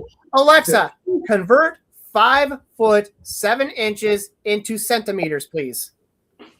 5 feet 7 inches is 170.2 centimeters. There you go. How? I'm taller. Okay, so how tall are you in centimeters? I'm 172.5 centimeters. Okay, I don't feel like asking my wiretap to convert that. Okay, you said 172 point. Run that by me again. I'm Googling it. I am 172.5 centimeters. Wow, the U.S. doesn't measure in yards. 5'6" 5.65944. What? Okay, let's try inches then. That makes no sense.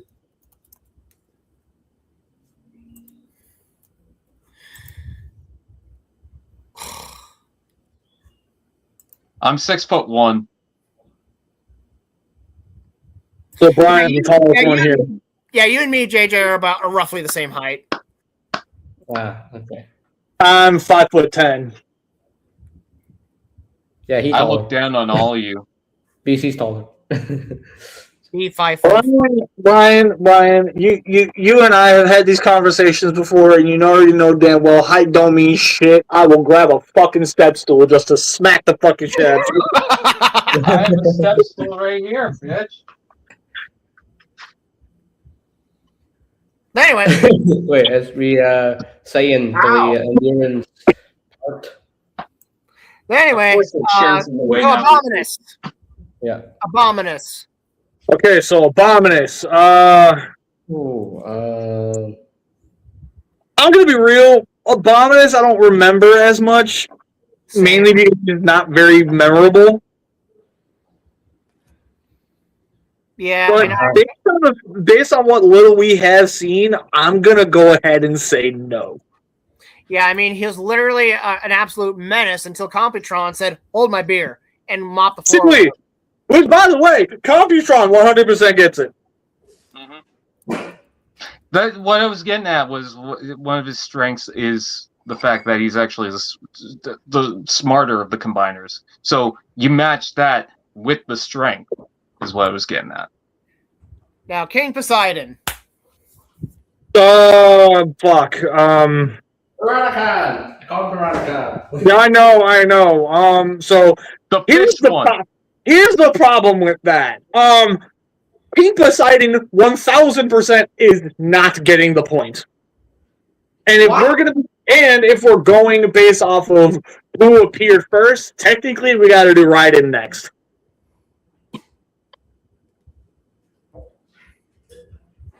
So we need to put Raiden above King Poseidon. Okay, so King Poseidon does not get the endurance, or We need to do Raiden first. yeah. Sorry, I got a notification on my phone. I was just like, "Who dat?" I'm gonna read my books. Can't help. Right. My God, we're gonna be here forever. We don't get this train going. Okay, Raiden. Okay, so Raiden, 100% he does indeed get the point entirely because in Zahad Mastaz, if my own memory is correct, which let's face it, it normally is. Yeah, he went toe to toe with Devastator and he whipped his ass. He also went toe to toe with Predaking. Yeah, and he went toe to toe with Predaking and he whipped his ass. So, yeah, Raiden definitely gets the endurance point because he can more than take a beating. Yep. So that said, We done King Poseidon. King Poseidon, unfortunately, no, he does not get the endurance point entirely because he was used as a grunt the entire show. So he was Like Abominus. constantly getting destroyed. The poor bastard. And then who is next? And then after King Poseidon, if my memory is correct, is supposed to be Dino King. Yep. Dino King, 1000% gets the point. That's the point. Because if you've seen Victory, wait, I need to do something real quick. Give me one moment. Vapor sucks.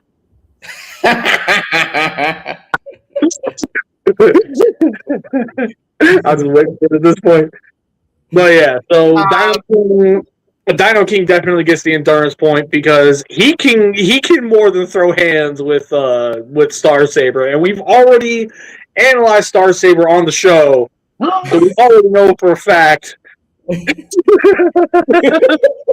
stretched out the carvings of the Tonuba and they put Cal, the boar Cal, are here. Anyways, go.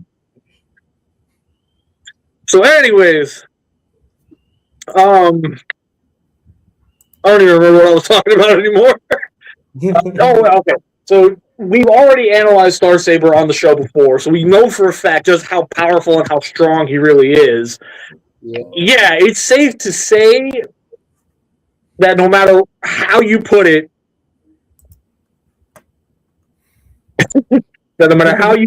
Dino King, the fact that he's more than able to actually stand and go toe to toe against Star Saber, it definitely goes to show he can more than take a beating. So I'm willing to give Dino King that point. Howsoever, the other two, this one hurts when I say I have to completely take it away from them. Those two being Road Caesar and Landcross. Yeah, they don't get the point, don't they? They don't get the point because we see them getting fucking wrecked constantly. Yeah. I can't believe you would say that. I don't know much about those characters, anyways. It's unfortunate, especially for somebody like me, because I love those characters. I love them so much. But I just can't, like, Like, Road Caesar is, like, only made of 3 dudes. Like... And the others, like... but at the same time, though, whether they're only comprised of 3 dudes really shouldn't matter at the end of the day, because they should still be able to take a beating, and I'm sorry, we've seen them get separated constantly. And the same thing happened with Landcross. Every single time he combined to fight, he got his ass whooped. Mm-hmm. Yeah, but then we get to the one where I dare anybody to try and argue with me when I say Lyle Kaiser 100% gets the damn endurance point, because this man not only threw hands with Star Saber, he threw hands with Victory Saber and lived. The one guy to fight him and live. I know it only hurts when I touch it. Oh! Please don't. Anyways, as far as the endurance point goes, if my memory is correct, we have so far 4 that didn't get it. 5. We have 5 that did not get the endurance point. Venusaur, Abominus, King Poseidon, Road Caesar, and Landcross. So, wait, hold on, guys. Before I continue. So, Landcross is a combiner. He consists of 3 multi-force Autobots, where these 3 multi-force Autobots can split into 2 Autobots as well. So we have Wing Waver, who split into Wing and Waver. Then Dash Tiger, who split into Dash and Tiger. And then Mach Tackle is Mach and Tackle. So that... What are you doing? What the deuce? What is Brian doing anyway? I got my red background out. You look like you're having a headache while having a demon try to burst out of you. What the fuck are you doing? What is happening to Brian? I don't know what's happening. He's acting shocked at the fact that I said Lyle Kaiser deserves to get the point.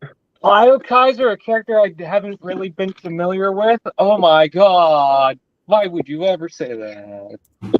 Because I've seen him in action, and let me tell you, You know what? I'm going to use the disc of time against you, and you're going to regret it.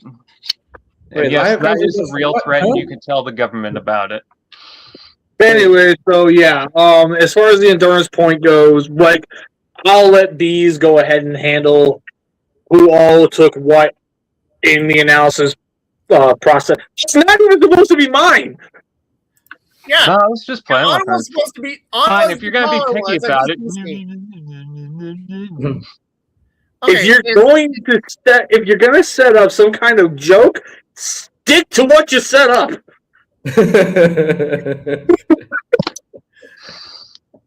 Excuse me. Anyways, so yeah, you're going to be keeping track of who gets what. Right, Okay, these are all the bots, all the combiners that take endurance. Devastator, Superion, Defensor, Bruticus, Predaking, Computron, Raiden, Dino King, and Lyokaiser. Okay. Whereas Venusaur, Abominus, King Poseidon, Road Caesar, Landcross, They are the weakest link. Yeah, they unfortunately are the weakest link. Goodbye. This is my favorite Devastator. All right, so now we're moving on to strength, and this is where things might actually change up a little bit, because now we have actually analyzed G1 Devastator before, so we can say with confidence he gets the strength point. So if it seems like I'm glossing over Devastator, once again, we've done him before. So we really need to go full-blown into the analysis with him. Oh, yeah. Also, like a good example. He literally stopped a drill that was drilling all the way to Earth's core with his bare hands. Yeah. That's a level of strength that not a lot of combiners can really compete with. For instance, Menasor, he will not be getting the strength point. And neither Superion. Howsoever,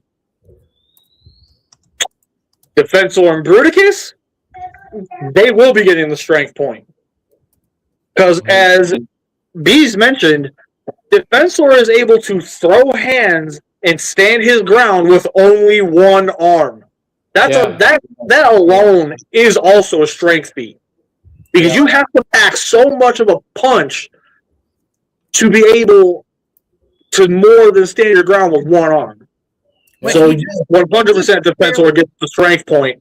And the reason why Bruticus gets the strength point is because he went toe-to-toe with Devastator.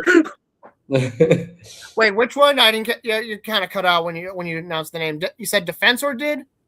Defensor went against Devastator. And Bruticus. No. Bruticus went against Devastator. The reason why I'm saying Defensor gets the point is because he threw hands with only one arm and more than stood his ground. Okay, so then Bruticus does not get the strength point. You said. No, Bruticus does get the strength point. Okay, everybody, let BC talk. There are too many voices at once. You're canceling each other out, please. Defensor gets the strength point because of the fact that he was able to throw hands with just one arm. Okay, and more than stand his ground. Bruticus gets the strength point because he went toe-to-toe against Devastator, which we've already, again, one, we've already analyzed him, and two, a point was made, Devastator stopped the drill going into the Earth's core with his bare hands. Yep. So if Bruticus is more than able to stand his ground against Devastator and actually put up a fight, that's a feat of strength in of itself. Oh, yeah. So with that stated, Bruticus is definitely getting the strength point. So after him is Predaking? Yep, Predaking. So Predaking, is this even a question? Is this even a question? Of course he gets the strength point. Strength. So as far as Abominus goes, I think he does. I would say he definitely does, but Computron does not. Yeah. Computron, we've seen the proof that he is nowhere near as physically strong as the other combiners. But he makes up for it in other traits. But he makes up for it in all other aspects. But we're not going to go into that just yet. Yeah. Mm-hmm. So Abominus and Computron we just finished. So after them would be Raiden. Mm-hmm. Raiden 1000% gets the strength point because again the dude threw hands with Devastator and Predaking. He threw hands with Predaking. Damn. So yeah, Raiden definitely gets the strength point. King Poseidon, get him out. Get him out of here. Get him out. Okay, you know what? I'll give him credit. He was able to stand his ground somewhat against Super Jinrai. This is Super Jinrai we're talking about. As soon as Super Jinrai got the fucking advantage, he tore King Poseidon limb from limb. So King Poseidon, at this point, we would be giving him something just because we feel bad. Wait, who does that point go to? So King Poseidon does not get the strength point. Okay, yeah, I stepped away real quick so I could grab grab something from my fridge. So after him is Dino King. I think it's pretty obvious he gets the strength point. Red Caesar, I would give the strength point, but Landcross, I would not. I should work into puppetry. Wait, You you said really Dino should. King? Okay, you said Dino King gets the point? Dino King and Road Caesar get the point. Okay. Rhodes. Dino King. Strength.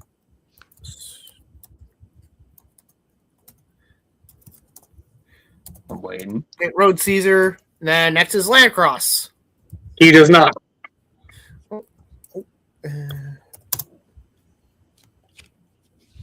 Easy, how does it feel being an old green guy? I don't know. Ask my back. You know what? You mentioned strength, and all I could think about was the Toa Kaida, the combinations, and I really want to picture them going against the official Transformers combiners. I wonder who'd win. I would have to do some serious research on that before I gave you an answer. Yeah, because the Kaidas, their mask actually has all the powers of those masks. So like the one with Tahu Anua and Pohatu would have strength, speed, and shielding. So You know, I think you're onto something that I don't know why none of us ever thought of this before. I mean, I'm the Bionicle guy of the group, and yet why didn't I ever think of that? Huh. So, Lyle Kaiser, it shouldn't even be a question. He's 100% getting the strength point. But now, here is where things are gonna get fun. Because now we're gonna talk the speed point. And we're just gonna be 100% real. In Devastator's first round, he did indeed take the speed point. Here, in this battle, no, he don't. Not even a little bit. So, Devastator, let's face it, he's big, he's burly, he's powerful, but he's slow as fuck. Yeah. I mean, he's 6 guys, so. I mean, yeah, like, exactly. I was about to say, I feel like because he's comprised of 6 robots, I mean, in addition to being, like, the biggest, like, one of the biggest and strongest of the combiners, because of the addition of a 6th member, that would make him heavier and thus slower. So, I see what you guys are saying, and obviously I'm taking it seriously, but when we get to a specific combiner team, I'm going to explain to you guys why that excuse does not hold up. It doesn't hold up for every Transformer, but it's a factor. So because It depends of on this, how they're built. the Devastator does not get the speed feat. Howsoever, let's be 100% real. Menasor does indeed get the speed feat. But yeah, he's made of Superion gets the stars. speed point. Defensor and Bruticus, unfortunately, they do not. Oh no, Bruticus is slow as molasses. Yeah, I mean, given that he's both like of all them, the vehicles, yeah. they're big and powerful, but they're fucking slow. Okay, you And said they're cool. okay. I'm sorry. Like I got some kind of notification. I was like, what the deuce? So, Superion, you said does not or does? Superion does get the point. Defensor does not. Bruticus does not. And Menasor, you said does or does not? Menasor does get the point. Okay. And then Defensor does not. Defensor does not. And Bruticus does not. Okay. I could see an argument made for a Defensor, but I won't. You're probably more understanding of that than I am. Okay, so who's next? Predaking. He's slow as dirt, so no, he does not get the speed point. I mean, I feel like he would be faster in the air because he can fly, but that's That's reaching at that point. yeah. I was gonna say but even then, at that point, it's reaching, and it's just it'd make more sense for it to be in more than just one specific circumstance. So Exactly. So if we're being 100% real, no, Predaking is not getting the speed feat. Well, the speed point. God bless. He does not get the speed planet key. or the Speed Force. So after Predaking is Abominus. Abominus. I think it's safe to say Abominus does not get the speed point, but I also think it's safe to say Computron does.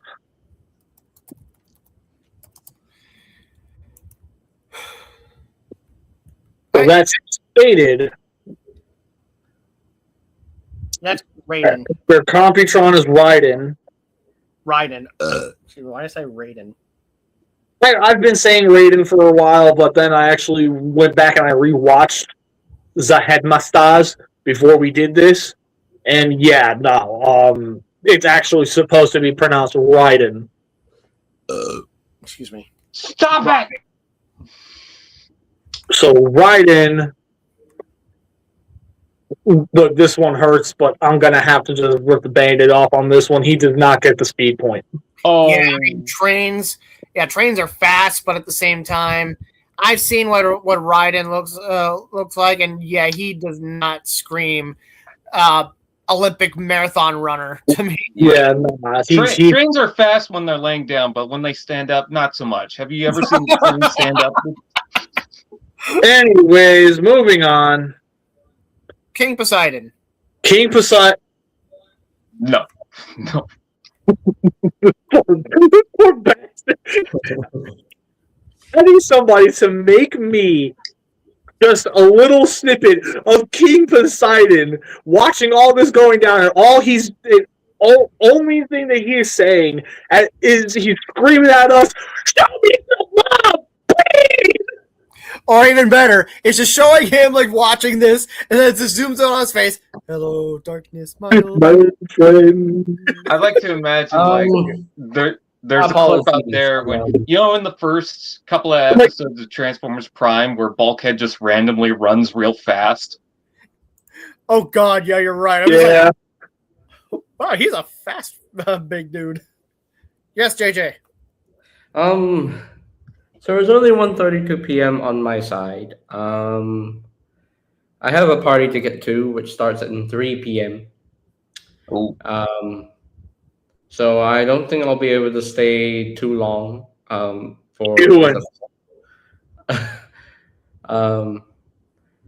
do let me know which combiner comes out as the true winner of this scrap battle. Because I really want to know who wins in this combiner battle royale, because it's one of the most interesting scrap battles I've ever heard of. So I wish I could stay to hear all the feats of these combiners, but unfortunately I cannot. So I will take my leave for this episode of Scrapyard. So All right, man. Thanks for joining anyways. all right. Later, Later. JJ. Also, Bye-bye. Who was that guy? All right, so We were on Raiden, I think. Right. no, we just did Raiden. Oh yeah, no, we were making fun of poor King Poseidon because he's Yeah. there's no way in hell he's getting the speed point. At this point, he's probably just going to be the first to die. I'm just going to be completely real with y'all. Basically, King Poseidon is me and Jim, like at PE in elementary school. That's fucked up. Everyone's up on a race and he's just eating a Big Mac. Pretty much. So yeah, Even poor better. King Poseidon. Even better. King Poseidon is the one who's picked last for dodgeball teams. That's fucked up. Dino King, anyway. Dino King, speed feat. No, he doesn't get it because again, I've watched Victory front to back multiple times. Dino King is a very slow boy. He's a very slow boy. And then Road Caesar. it's complicated with Road Caesar. There are times where it seems like he can move really fast, but then there are other times where bro can't move to save his life. So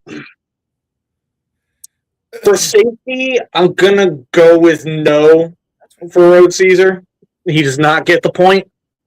However, Landcross, yeah, he's constantly getting his ass whooped, but you know what? He can fucking move. He can run away. I'm definitely giving him the speed feat. However, when we get to Lyle Kaiser, that's where I'm going to be getting on some people's case saying, well, due to the fact that Devastator is made of 6 guys, that technically means that he's going to be slow no matter what. Yeah, one of Lyle Kaiser's main form of physical attack Excuse me. is a 3-section staff. And he can swing that thing with enough force to send Victory Saber flying across a field. His weapon is staph infection? What? Oh my god.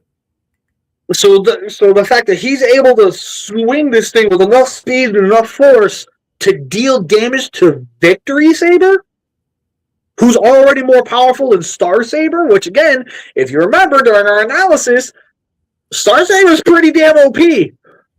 So if Lyle Kaiser swinging around what's effectively an overgrown nunchuck, not only is he able to swing it around with enough speed and force to hit something with it, but actually hit it with enough force to send it flying back, there's no reason why Lyle Kaiser should not get the point. Lyle Kaiser proved time and time again he's more than quick enough. Yeah. Also, Hookie is fun. Sorry. Sometimes there's not really much I could add to this conversation because I'm not too familiar with them. So I'm like, hey, these Bionicle, they're cool. I did not get a chance to get any of the Tuamari, and it sucks. Anyways, so Lyle Kaiser gets the speed point. and Lyle Kaiser gets the speed point, so that basically means we are now moving on to armor and weapons. Oh, Leo Kaiser will probably win that, but anyways. I wouldn't be surprised. So, Devastator, he has his rifle, and then he has the drill hands, and that's basically about it. Which is decent. I mean, if you're a massive combiner, I don't know how many weapons you really need. So, drilling a large rifle, that's pretty good. Menasor, he has the sword and the gun. Superion really only has the rifle. Yeah, the rifle in which could be attached up to the arm or in the hand. I've noticed. Yeah, it depends on where he decides he wants to hold his gun for the day. That's going to come into play when we do the actual battle itself. Yeah, I was just pointing at it. So that said, so after Superion, who Defensor, he's got the dual wield pistols, which I guess that's cool. Bruticus, he also has the propeller on the arm. I really don't count that though. Like that's mainly just a me thing. If we want to be generous and count it, then by all means we'll be generous and we'll count it. But just me personally, I'm not jazzed over the idea of counting that as an actual weapon. Do you remember when Bruticus used that giant laser? I wouldn't count it. I'm just saying. Would we count Shockwave as a weapon? No, we would not. Okay. No, Shockwave is... However, Bruticus, if memory serves me right, he does have not only his own firearm, he also has the 2 bat cannons. Right. So, Bruticus... Predaking has some pretty cool looking weapons. Yeah, Predaking... Okay, so Predaking, that's where we get that's where we really start to get into the, oh my god, he is coming fucking ready. Because he has the sword, he has the shoulder cannons, and he has the gigantic cannon that's on his arm. Mm-hmm. So that's for Predaking. For Abominus, he only really has that rifle. Yeah, they kind of toned it down on the later ones, didn't they? Computron, again, he mainly had the rifle, but if you want to get super technical, he also had Strafe Yeah. as like an actual shoulder-mounted blaster. It entirely depending on it entirely depended on how you had him combined at the time. Okay, but with the cannons on their back and then the arms, wouldn't that mean that the propellers would count? I don't know. I'm not gonna go on this for too long. I don't count it because that's supposed to be integral to that specific limb's alt mode. So the last thing you want to be doing is using that thing as a weapon. Well, then again, in the fall Cybertron game, would that be a weapon then? In the fall Cybertron game, we actually had the option to use the propeller. Yeah. Fine. I'll be nice. We'll count it. Anyways, I wasn't going to count it, but anyways, you go. If we're gonna be nice, the propeller counts for Bruticus and Defensor. So then after that, we did Computron. We counted his weapons. So Ryan, he has the sword, he has the gun, and he has his little lightning rod thing. Mm. For King Poseidon, I mean, he has a whole nother dude as a gun. Yeah, I was about to say. And he's got a sword. I don't think that's gonna help him much. Yeah. Although I do like the option of swapping one of the limbs for a gun. I think that's a nice touch. So yeah, and again, we're gonna bring that up in further detail later. So after that, after King Poseidon, we have the poor bastard that is Dino King, where he only really has the gun and the axe. Which, by the way, he's a combiner where his main form of melee combat is a fucking battle axe. I love that.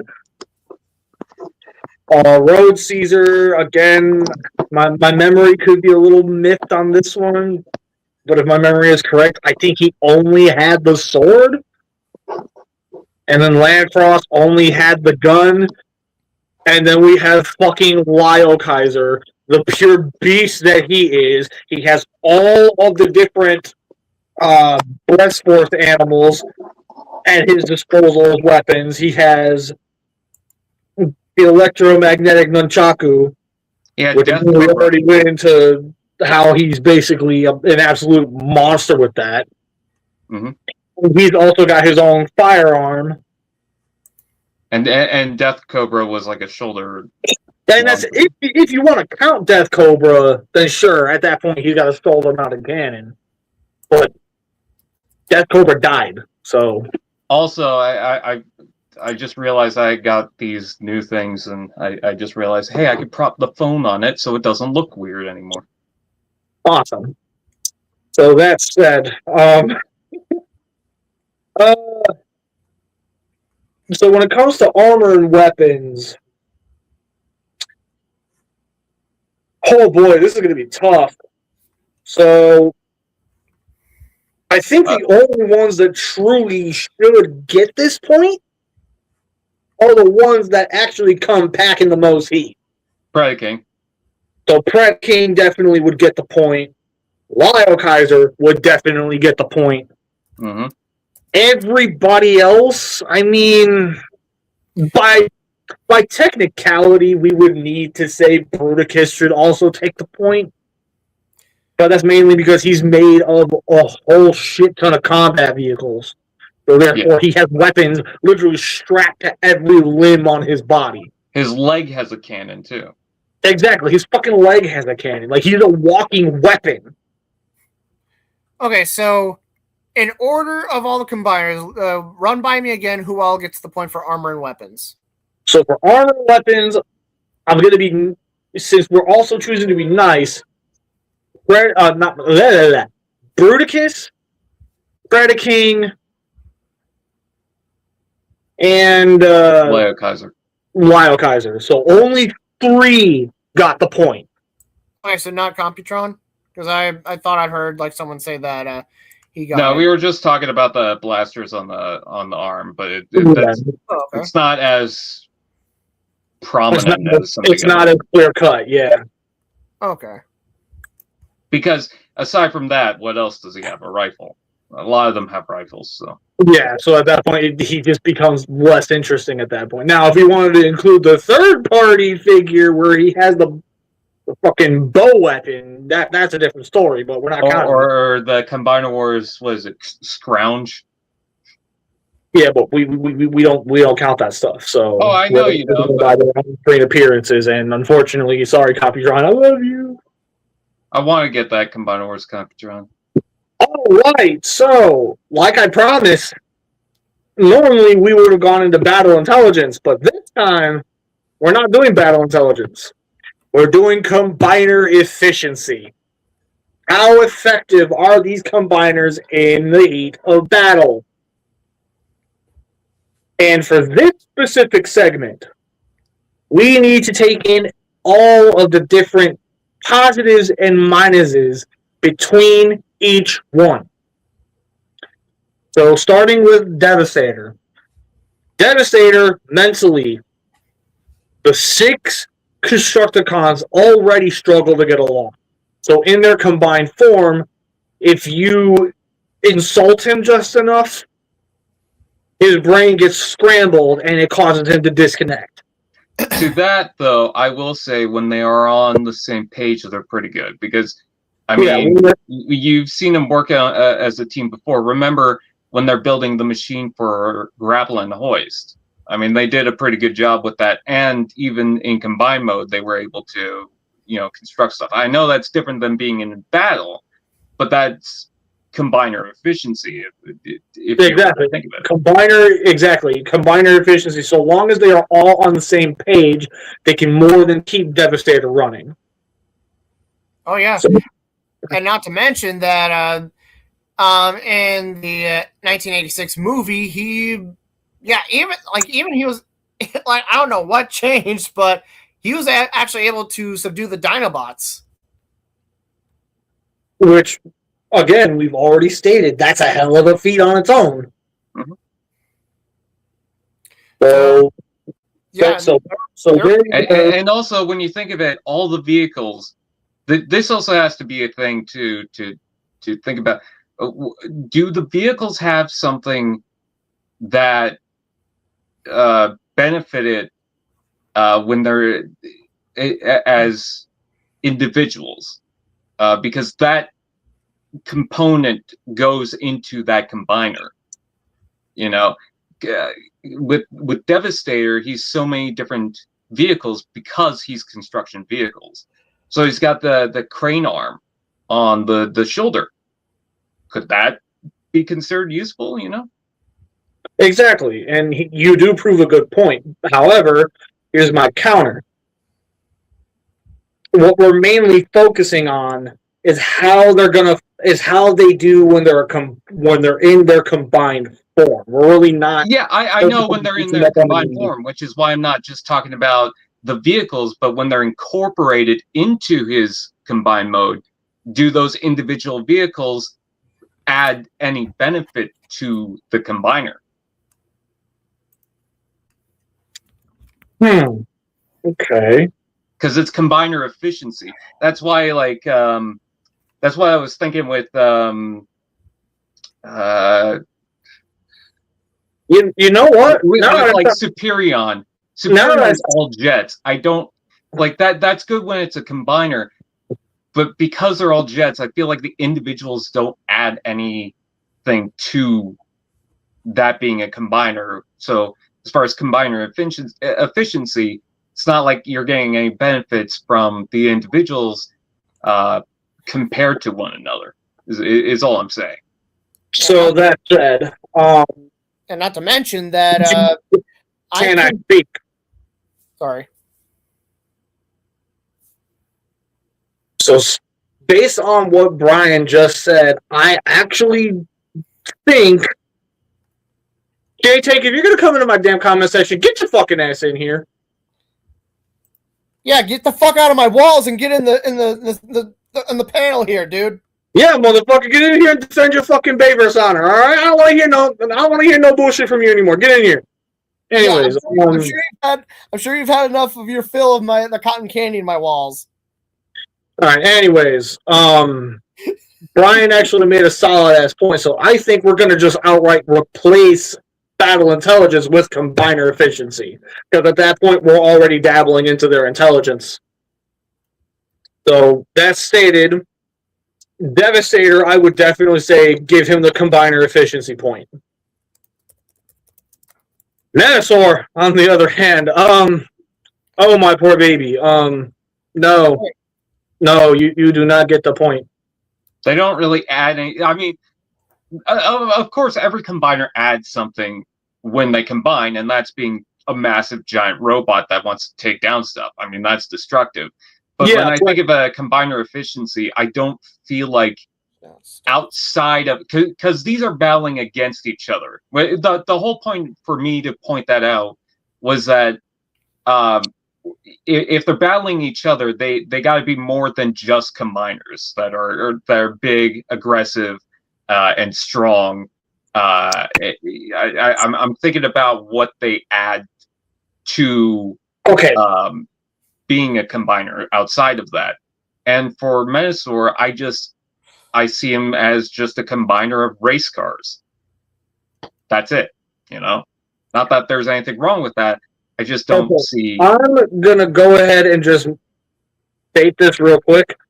You'll see in a minute why I am putting a lot of emphasis on why we're only focusing on them as combiners.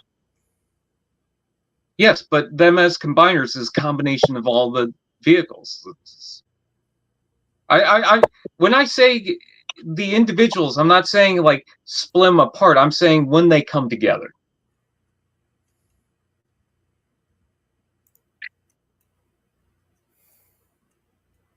Anyways, so first things first. Hi, SCP. Hope you're enjoying your night. Everybody, for those who do not know, SCP is a minor, so you better fucking be nice to her, otherwise we're gonna have a problem. Also, SCP, yell at J-Tank, tell him to get his ass in here and defend his Bayverse honor.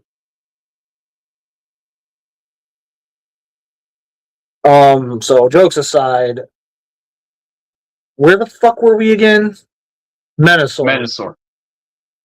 So Venusaur, unfortunately, just he's too unstable.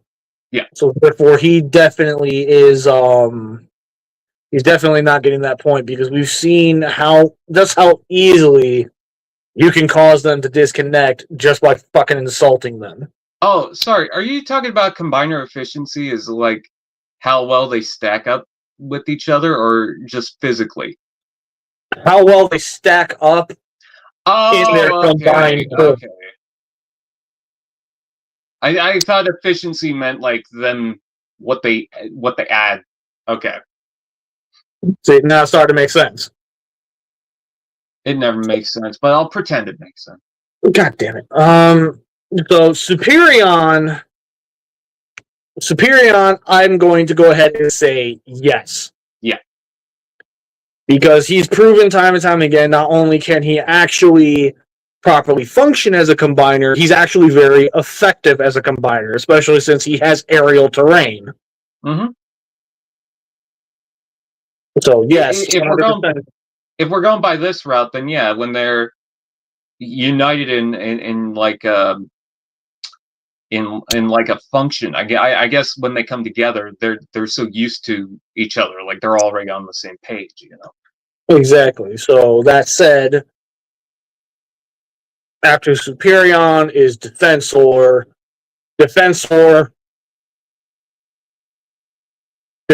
I'm willing to give the point because once again, we got to keep in mind they were still able to combine even though they were missing an arm.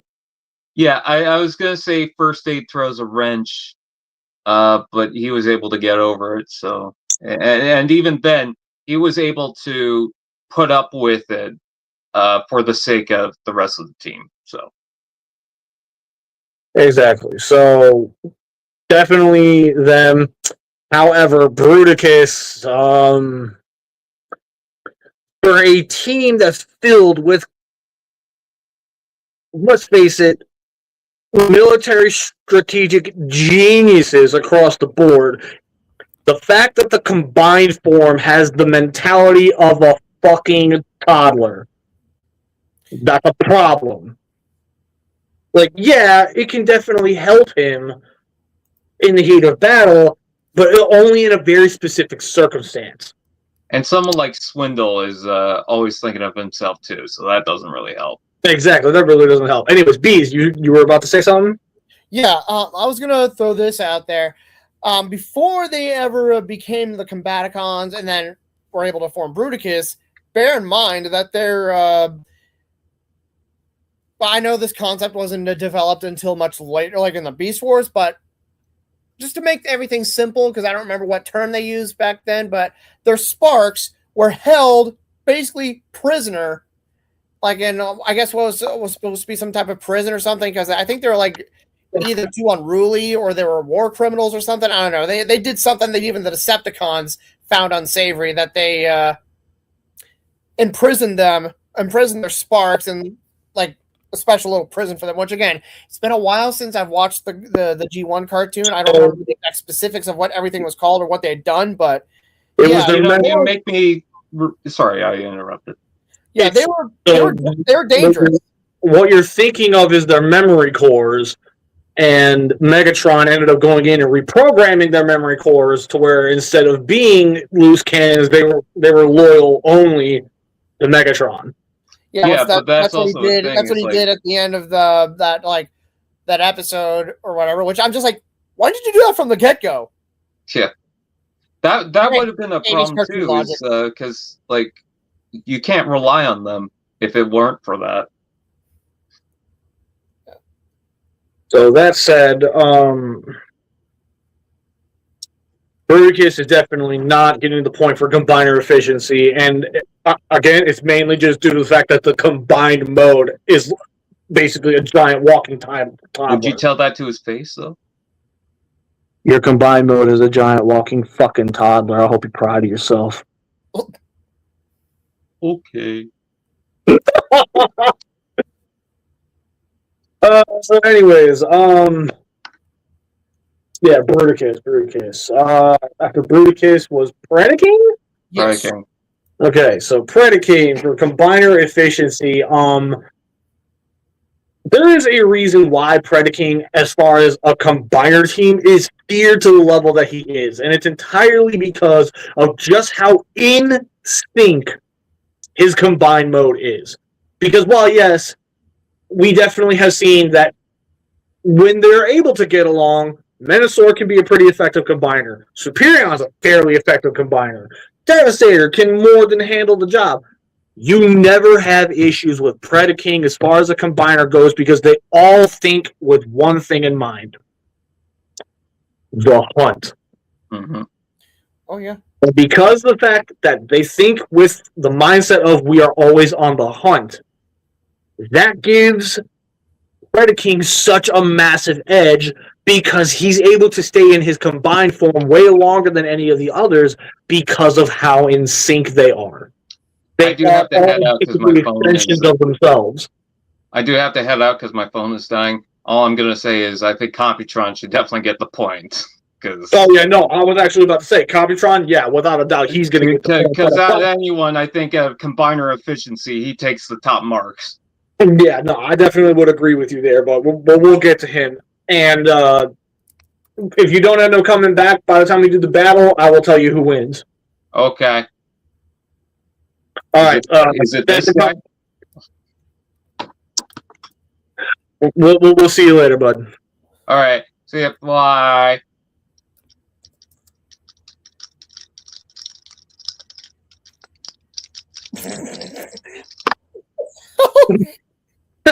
Fucking no, dude. Anyways, so okay, this is actually going to prove to be a bit difficult because now how the hell am I going to do? How the hell am I going to get to final verdict? SCP has a rule: she will not talk. So, Abominus, as far as combiner efficiency is concerned, absolutely not. Abominus, if my own memory is correct, they really don't get along. So when they're in their combined form, it's a little fickle. Oh. I don't know what happened to SCP. Is everything okay? Oh, she's just gonna start. Give me a moment. Give me a moment. Give me a moment. Give me a moment. And boom. All right, so Abominus, I'm going to have to say no as far as combiner efficiency is concerned. Computron, though, like Fanpage was saying, yes, absolutely. He is going to get the point because thanks to how intelligent they already are as separate components, when they come together, that's all their intelligence coming together as one singular unit. And then what they lack in strength and weaponry, they more than make up for with their intelligence and strategy. Exactly, they're able to strategize far quicker than any of the other combiners. So, because of that, he definitely gets the efficiency point. And then Raiden definitely gets the efficiency point because of just how well they work as a team.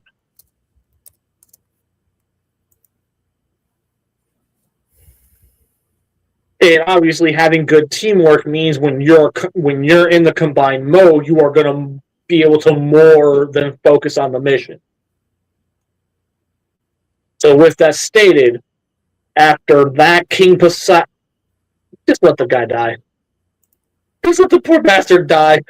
Like, okay, I will allow him this one point because no matter how many times he gets destroyed, he always gets right back up. Oh, this poor bastard. So, combiner efficiency he gets? Yeah. And that's entirely because we're being nice to him. It's a consolation prize. It's the consolation prize. Congratulations, buddy, you got a point. She's just looking at us like, why do y'all hate me? Hey, don't do that. Don't. So with that stated, poor King Poseidon, man. He's only getting 1 point this entire time. Poor guy. So that said, Okay, so Dino King? So yeah, Dino King. Dino King's actually a very effective combiner, so I'm willing to give him the point. Road Caesar, I'm willing to give the point. You know, and then I'll give Landcross the point as well. But if there's any of them that I feel deserves the point, no matter what, it's Lyle Kaiser. Like, Lyle Kaiser, I realize it sounds like I'm glazing the hell out of him. If you've seen Victory, you know damn well why I speak so highly of him. He is the menace.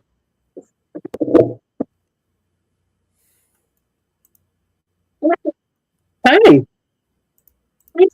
So before we get into the final verdicts, let's go ahead. I'm going to go ahead and let these two kind of sit down and really think about the results.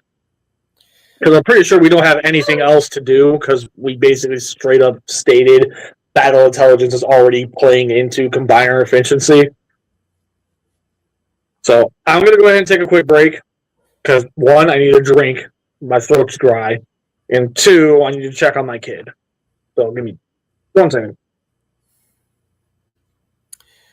Okay, so I've documented everything. I've typed down everything. Wow, King Poseidon. Yeah, like I said, he's basically the kid that was picked last in gym class. The only thing he gets is combiner efficiency, purely because you knock him down, he comes right back up, just like that Chumbawamba song.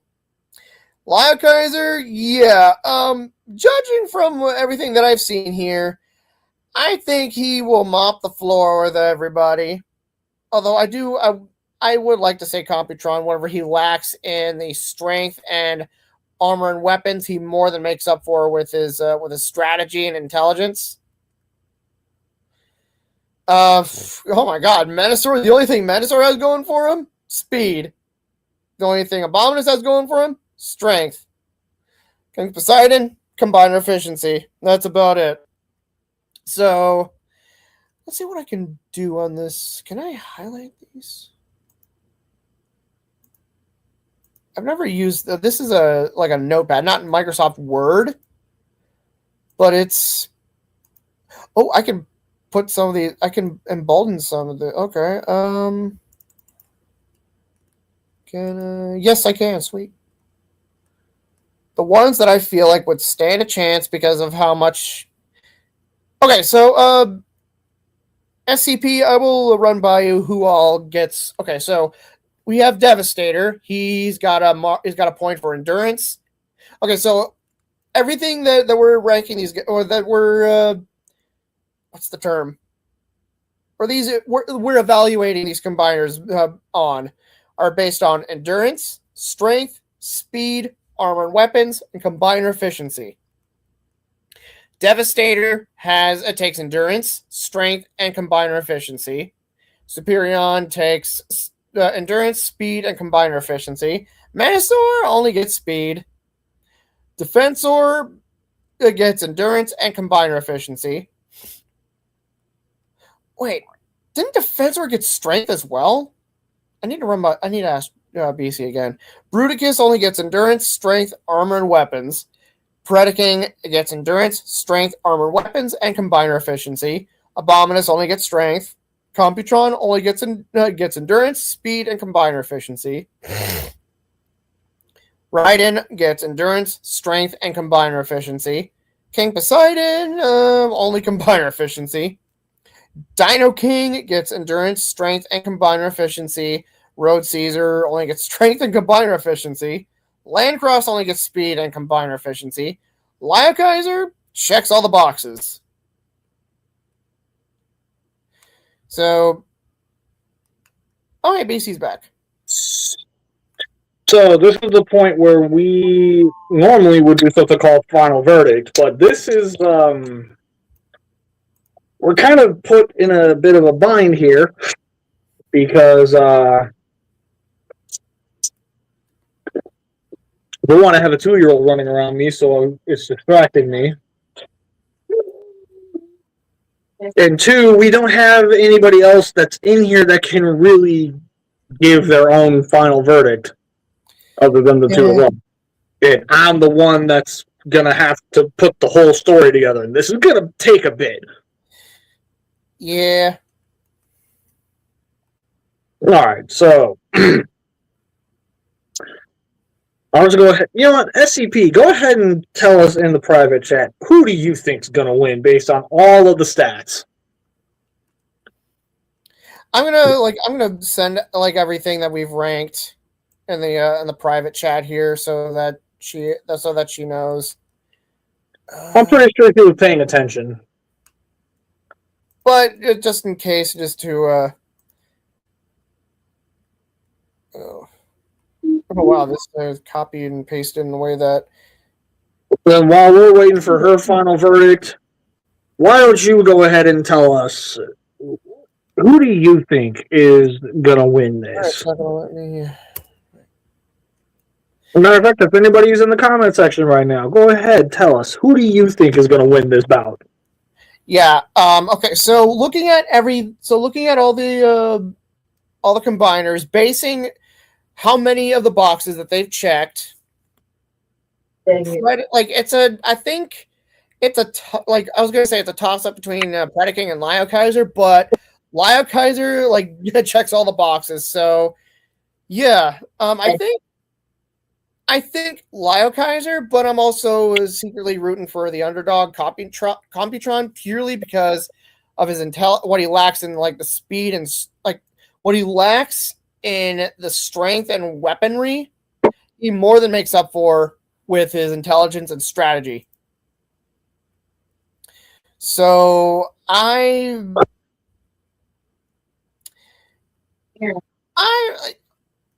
just gonna go ahead and say I'm going to root for Computron, personally. All right. So, SCP, now that you have all the stats, who do you think is going to win?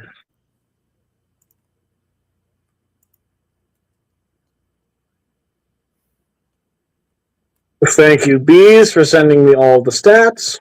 You're welcome. Let's see Predaking real quick. Oh,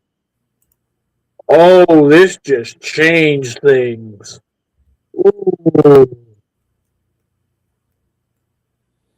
Yeah. This is gonna be a fun little time.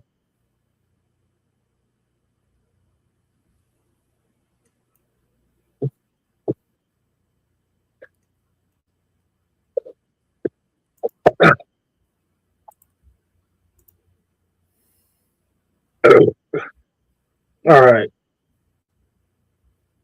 So until she finally puts in who she thinks is going to win, provided she's actually still here.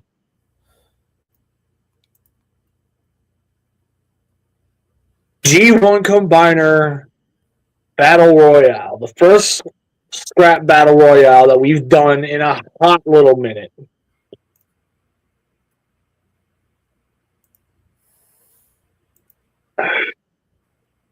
You just distracted me. Sorry. Starting off where scrap battle ended last time, 14 portals open up. And for each one, a combiner walks through. They're all kind of looking each other up and down, kind of sizing each other up. The announcer chimes in. He bets $500 on Brody case. Well, you better hope and pray you win some money, dude, because if you... Anyways, so... When the combiners are all kind of looking each other up and down, Devastator's thinking, I can more than handle this. Menasor is already just like foaming at the mouth. He's already ready to just get in there and start roughing some people up. Superion is already hoping and praying he doesn't have to take flight for too long.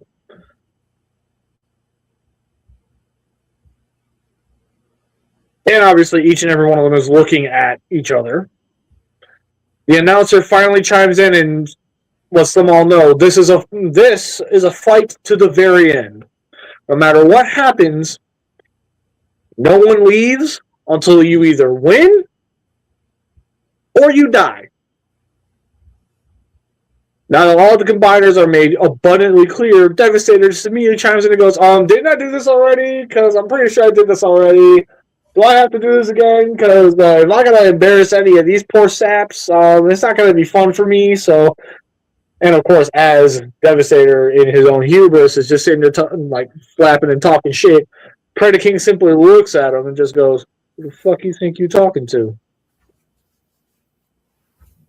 Lyle Kaiser simply just cracked his knuckles.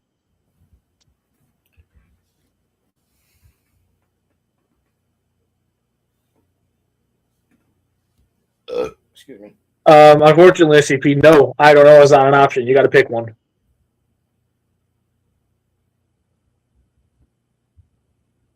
That said,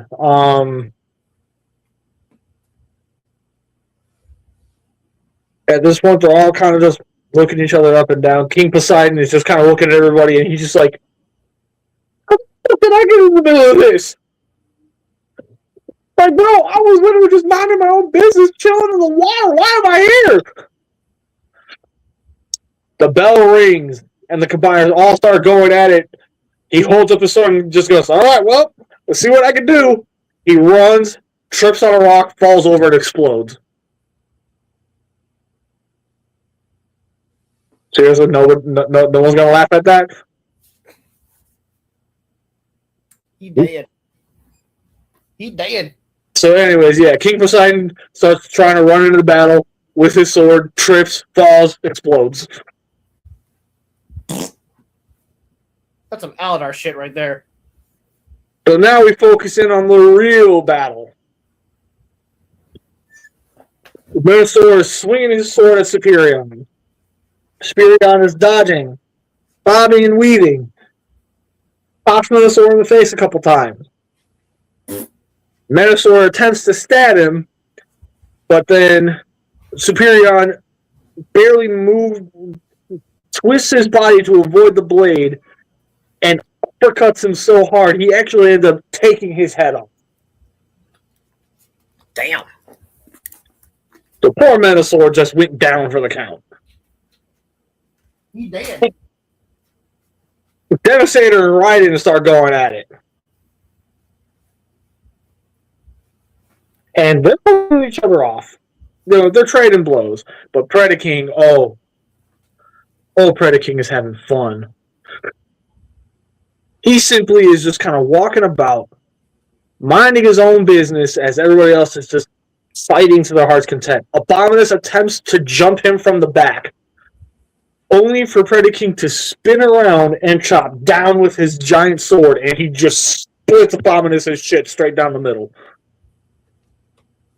So that's another combiner down. But as Computron was gearing up to fight back, Predaking spins around and he chops Computron clean in half.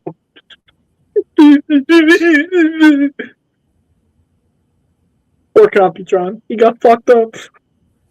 He dead. Oh, he did. So Superion then is now forced to kind of try to find an ally in the midst of all this.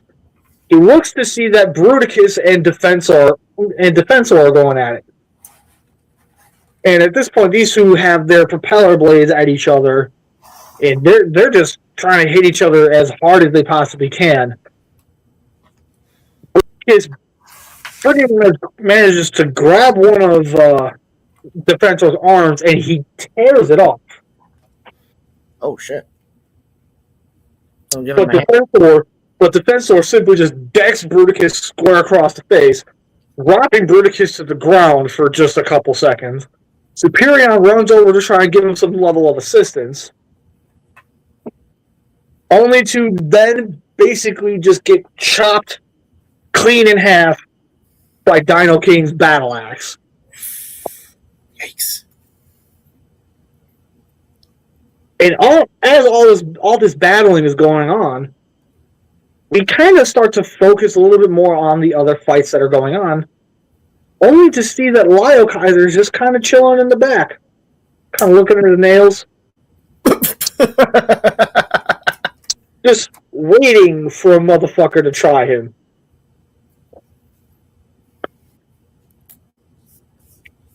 Raiden and Devastator notice this, and they kind of start looking at him. They look at each other, simply nod, and then they both start going right at Lio Kaiser, thinking, we can take him down. We can take him down, and then after we take him down, then we can kill each other. They're going right at him, thinking he's a 6-man combiner team, just like us. There's no way he's going to be able to manhandle us. That was their first mistake. Because the very moment they were more than close enough, all of a sudden, a random nunchaku just flies up, and he straight up just takes out one of Raiden's arms, starts twirling and spinning that bitch around. Devastator activates the drill, and he goes to punch him. Lio Kaiser with 2 fingers stops the drill. spins that nunchuck so fast that when he smacks him in the head with it, he just takes Devastator's head clean off. And in the same fluid movement, he folds that bitch around, pressing his palm against the back of it, stabs, and he puts the rest of that bitch right through Raiden. Both of them are down.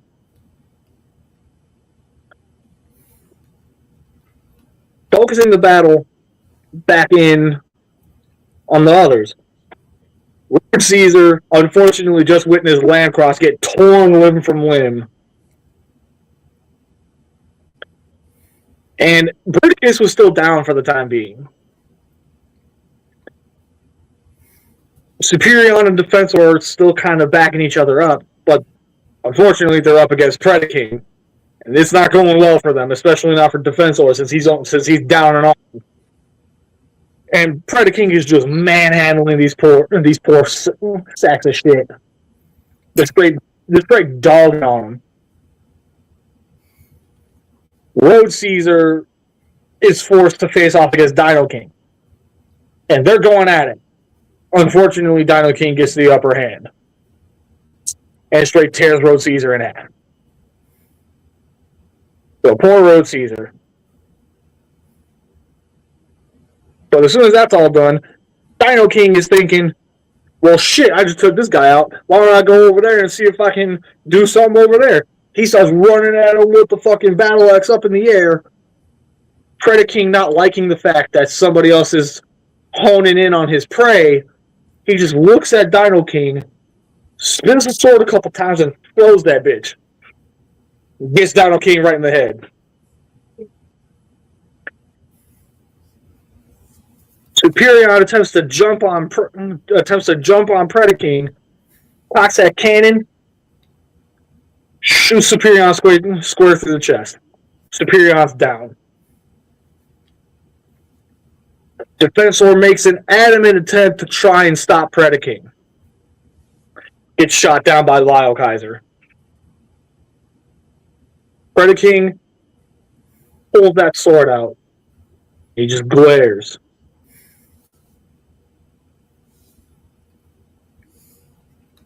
Now the two of them have officially locked optics. Have you been paying attention to who got axed? Because if my memory is correct, I'm pretty sure we're down to only two.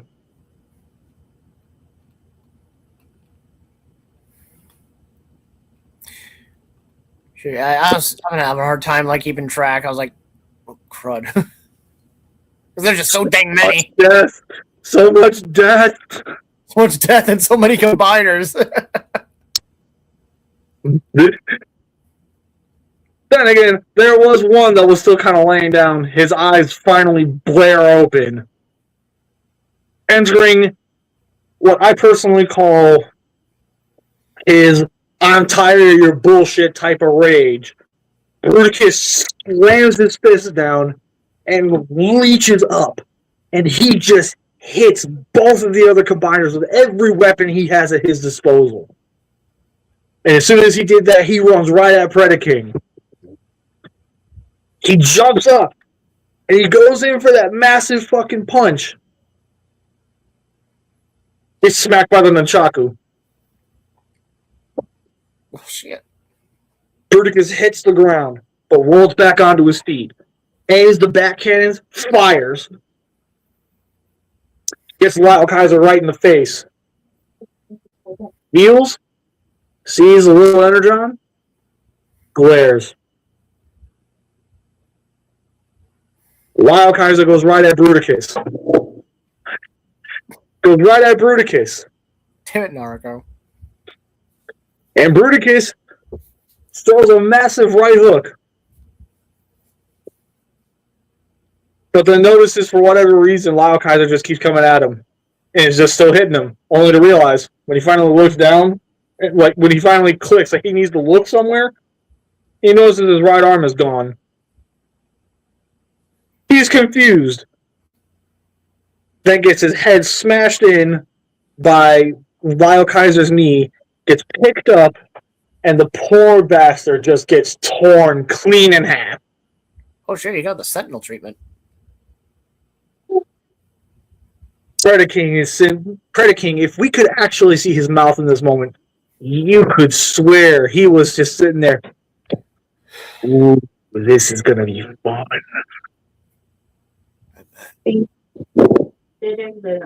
So now all of a sudden, Lyle Kaiser is now down to Lyle Kaiser and Predaking has his sword up and he's ready to go.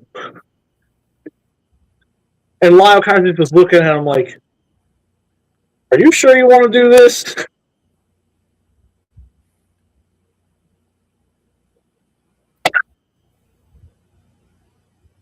So when all is said and done,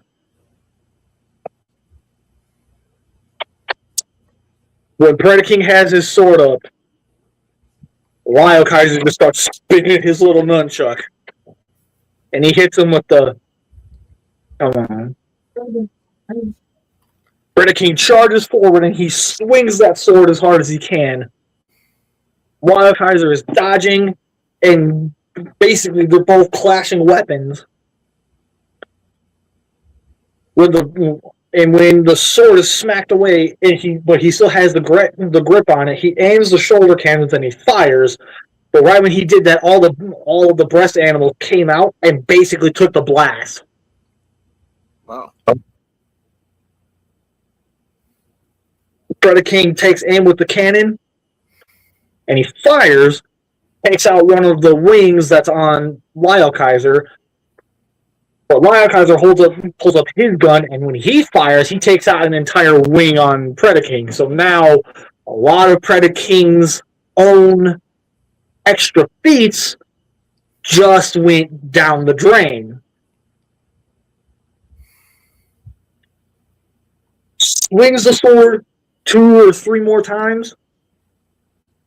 Lyle Kaiser keeps dodging, gets in a few good cracks with that nunchuck. And like at this point, you see Energon going everywhere, and they're just beating the absolute shit out of each other. So at this point, it's now down to where they both clash weapons just hard enough to where both their weapons fly out of their hands. They're low on energy, low on power. They've got next to nothing in them, and they're still fighting. So finally, they both put up their fisticuffs and they're ready to fight. They're ready to go. So now it's just straight up bare knuckle brawling, and they just keep hitting and punching and pounding. But the entire time, Predaking is simply just like giggling and laughing because he's enjoying this. Lyle Kaiser, he just looks bored. So finally, when the two punch each other hard enough to where they have to take a few steps back to kind of catch themselves, this is the moment where one and only one can get the final hit in. Predaking leaps. He goes for that massive punch. And then we hear the sound of metal grinding through metal. Oh. Predaking is completely still. The camera pans out to reveal Lyle Kaiser picked up his own sword and stabbed him right through the chest with it. But Predaking, he still won't give in. He starts grabbing onto his sword and he starts trying to pull that bitch out. Damn. Lyle Kaiser simply says, "My turn." Jumps, clocks him in the head. Predaking drops. Lyle Kaiser curb stomps Predaking's head. Gets on a knee. Wow, 1. Pow, 2. Picks him up. Throws him at the wall. The sword pins him to the wall. And the only thing Predaking sees at the end of his own life is Lyle Kaiser picking up his nunchuck and throws it with enough force to where the very tip of that nunchuck just goes right through his fucking head. Oh shit! The bell dings, and we crown Lyle Kaiser as the winner. Whoop whoop! So, Nariko, I'm gonna need you to wire that $500 to me real quick.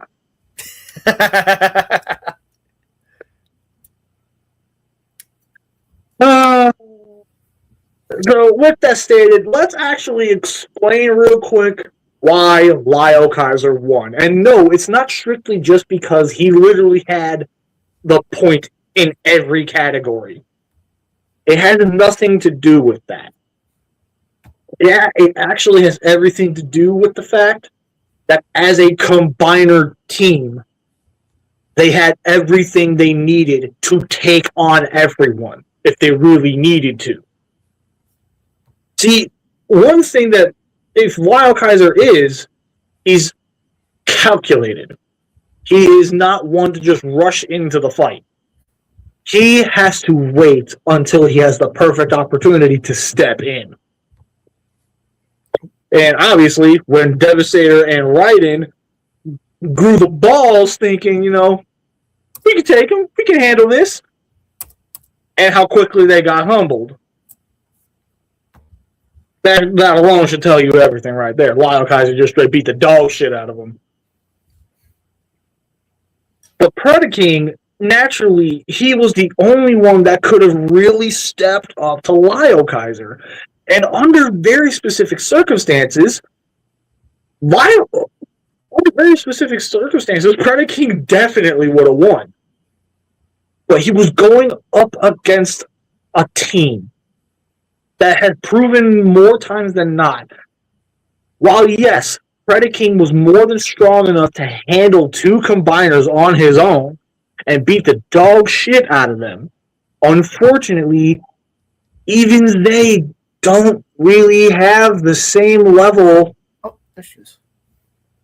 Even they don't really have the same level of effectiveness that Lyle Kaiser had. Because Lyle Kaiser, through hands, was one of the most powerful Transformers to ever exist, that being Victory Saber. And we've already proven, not only could Victory Saber more than hold his own against someone like Lyle Kaiser, he took on two combiners within his own universe, and he whipped their ass.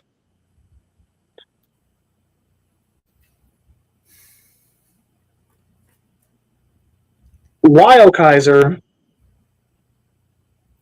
definitely struggled a little bit with Predaking, and Predaking definitely more than had what it took to face off against a foe this powerful. But unfortunately, where it really mattered at the end of the day, Lyle Kaiser was still able to remain fully in control of the fight. Predaking, unfortunately, his animalistic instincts began to take over, and that's what costed him dearly. Which is why, in the end, due to the fact that he is the most efficient of all the G1 combiners, Lyle Kaiser takes the win. And he stands at the top as the most powerful of the G1 combiners.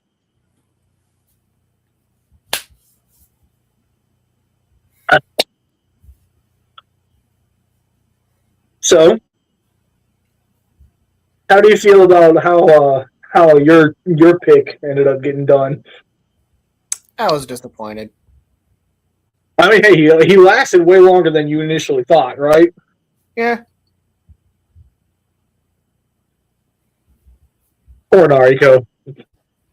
Poor Nariko. He had all his money on Verticus, and he got fucked. Yeah, better pony up. BC can really use the cash. Yeah, nah, seriously. $500. Work it over, bro.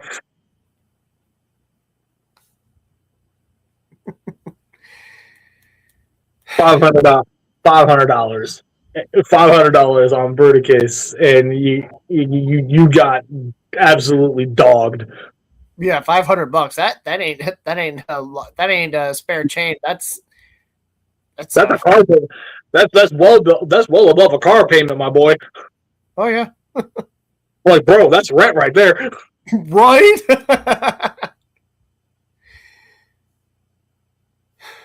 That's not even, actually no, not even. That's not even rent at that point. That's like half a Unicron. That's a straight up HasLab. Yeah, that's straight up a HasLab. I had my money on Computron losing, and he did.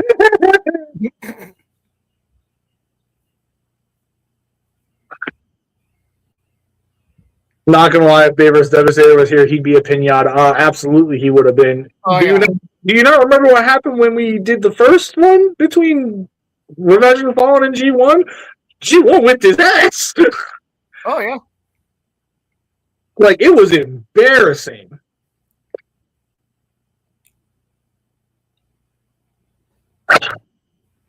So that said, so who here knew for a fact Lyle Kaiser was going to win? I had a sinking suspicion, but I still had hope for Computron. Anyways, yeah, hey, Noriko, fork over that $500, bro. Fork it over. Narco now be like, how could this happen to me? Now I'm broke as shit, 'cause I picked you, 'cause now I'm broke as fuck.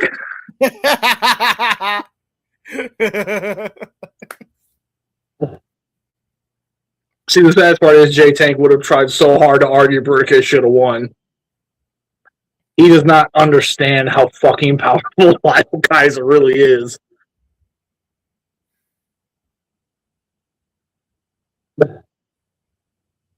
Yeah, I kind of wish J-Tank was here because he's... Yeah, but, you know, of course, this time he decided, you know, be a coward.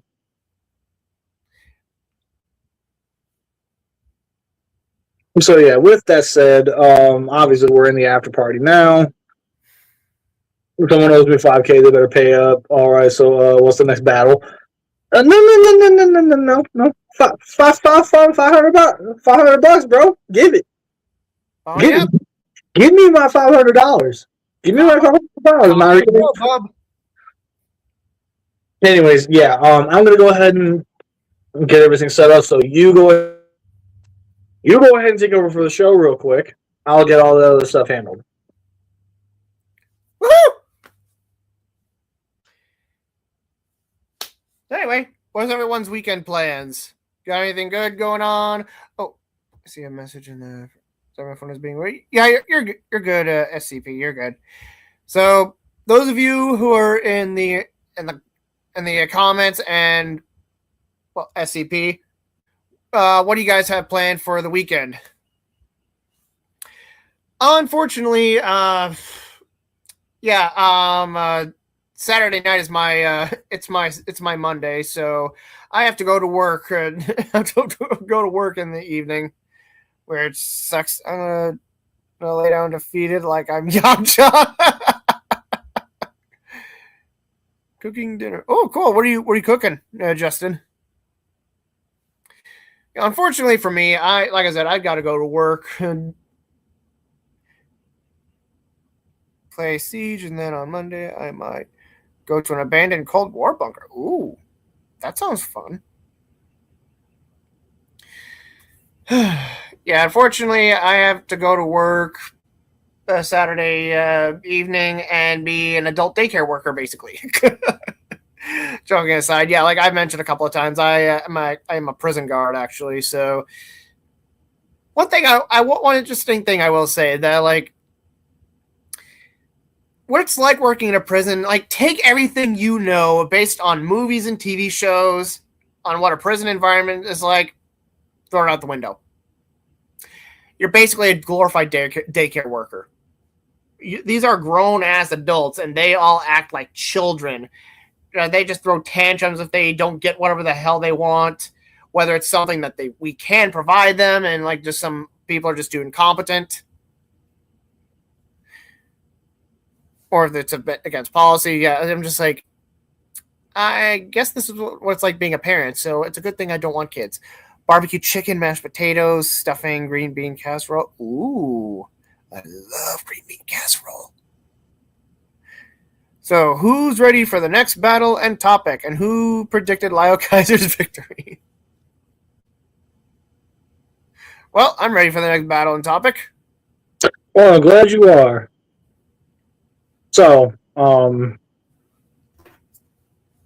normally I would give you guys an after party, but that battle took so long to get ready that I'm not feeling it.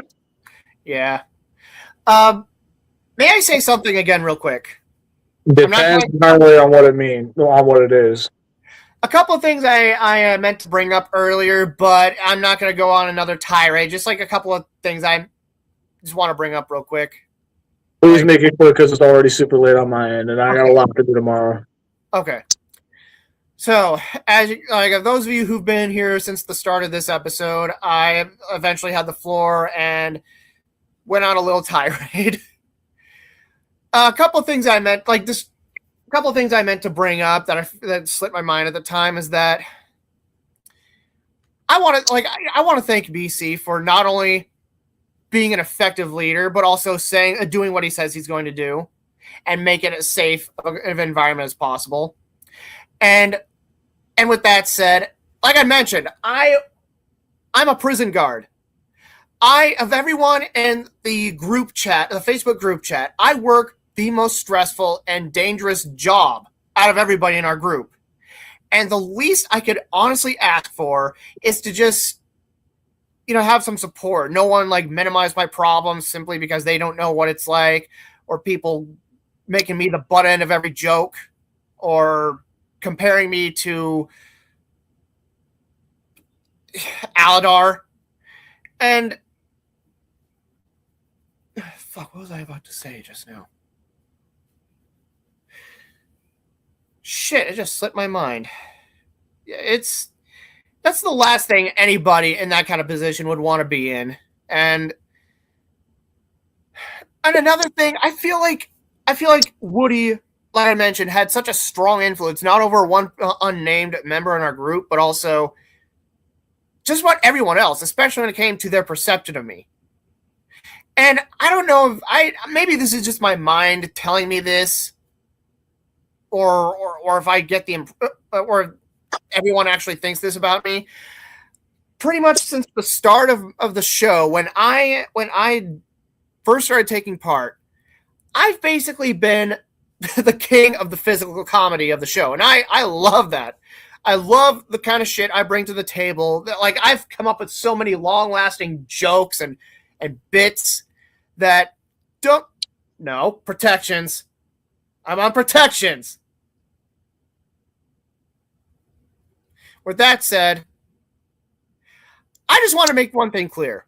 Just because I'm silly and come up with a lot of the best bits and whatever, don't mistake that for me being unintelligent or immature. So not only am I a lot smarter and a lot more mature than I seem, but I'm also human. Let me also put it to y'all like this. And also, most of all, don't mistake it for a lack of intelligence either, because again, I'm a lot smarter than I look, a lot more than people realize. Let me also put it to y'all like this. Yeah, many of us might think that he's just some big dumb oaf. He's a lead.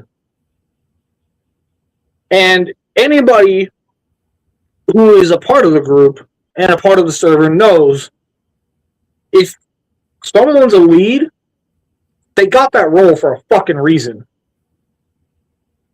He has the role of a lead. So that alone should tell you how much he's trusted amongst us. Yeah, and one thing I will say, though, is that fourth in command, which is my title, was previously held by Woody. So with that said, it took a little bit to get the cheese fries and shit stains off that seat.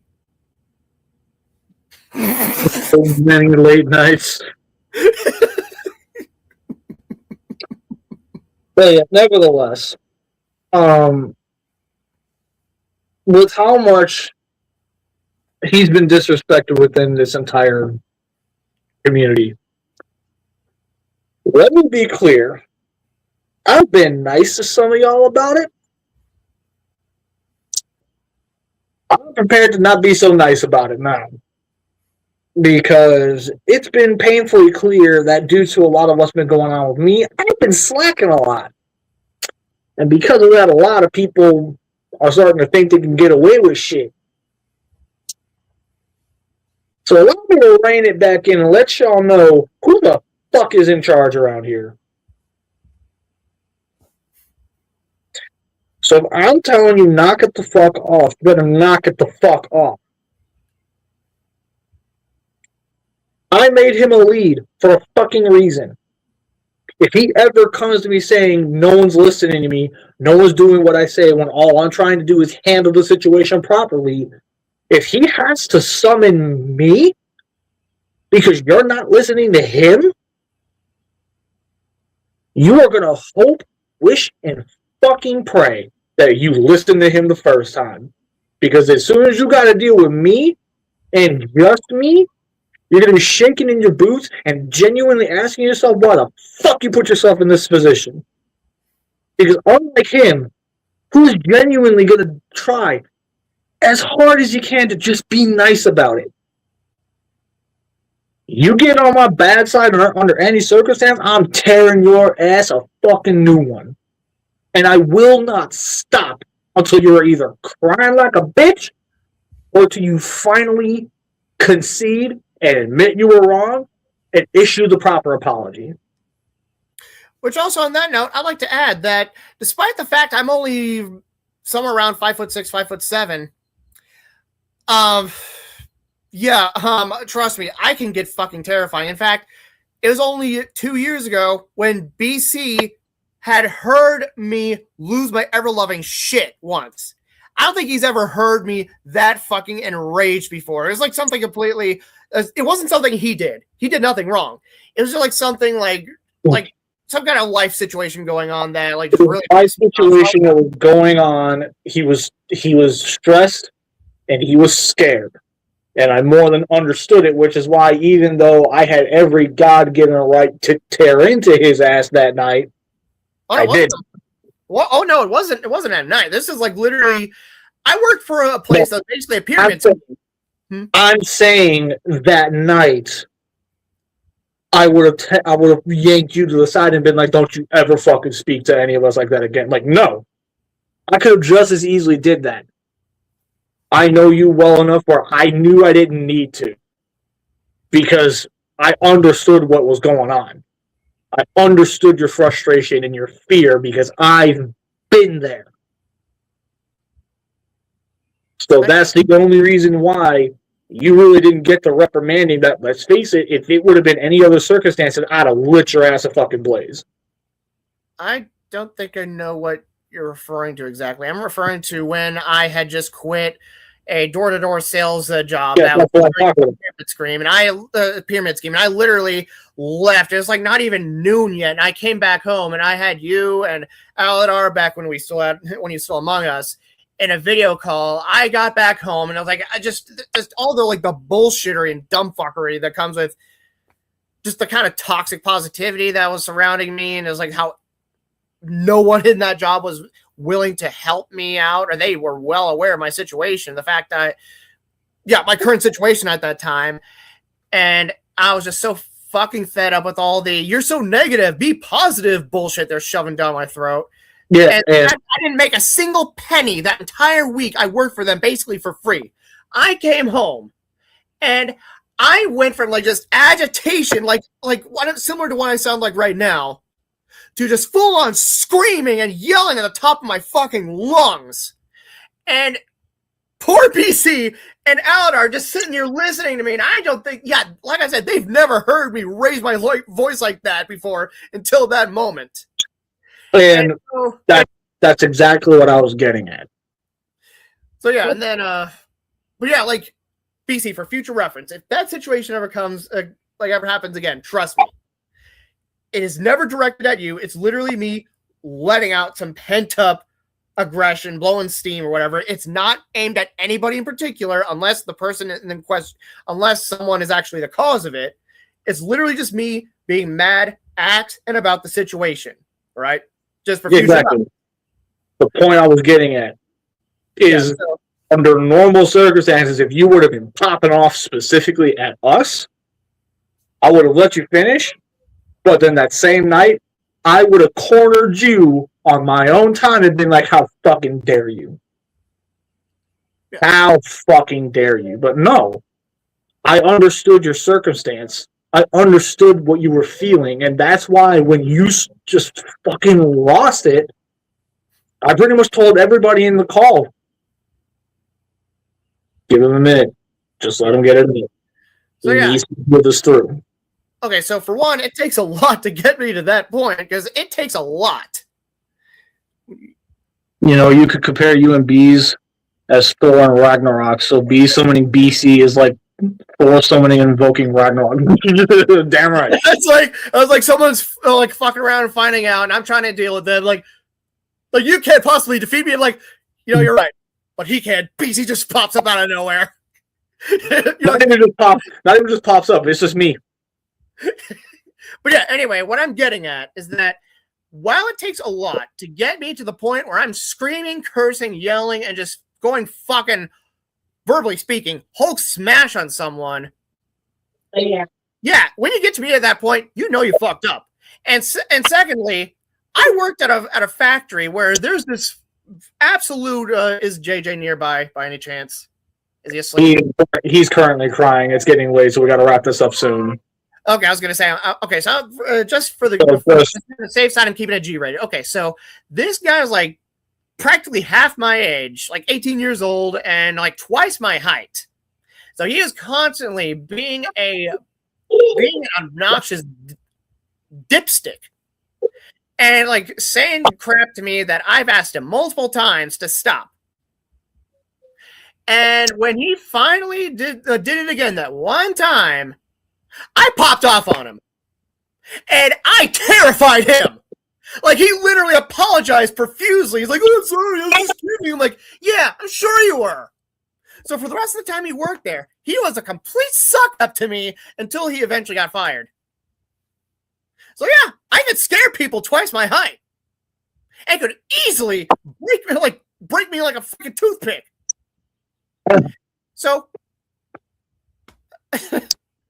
again, so yeah, I dare somebody to try and test me, because yeah, I'm a typically easygoing, chill, silly dude. In fact, I've had a previous girlfriend compare me to Robin Williams, just like my overall energy and my personality. But oh, trust me, if you hit the right nerve, or if you like persist, or like just test me enough times, oh yeah, gloves are off, and at that point, you'll start hearing accordions playing, and the son of a Saint Shepherd will come right out. Facts. All right. Well, I think it's time to reveal the next topic and the next battle. All right. Will SCP return for next week's episode? Will BC get another case of Dr. Pepper? Will Bees lose some more weight because he's dummy thick and his cheeks won't stop clapping? Find out next week on Scrapyard Season 2, Episode 149. Why we love Transformers. A new challenger approaches. Let's scrap battle, and this is one we've been promising for a while. Magmatron versus Energon Prime and Wing Saber. Oh, nice. So we're finally getting to it. We're finally going to do it. All right. This is the end of the episode. Nariko, where's my $500? We'll be seeing Neurog be involved. Man, I wish I'd done that. I wish I'd said that. Oh my gosh. So yeah, with that said, everybody, I've been BC. I've been Flaming Bees. She's been Catch you guys, and we will catch you guys next week. Peace.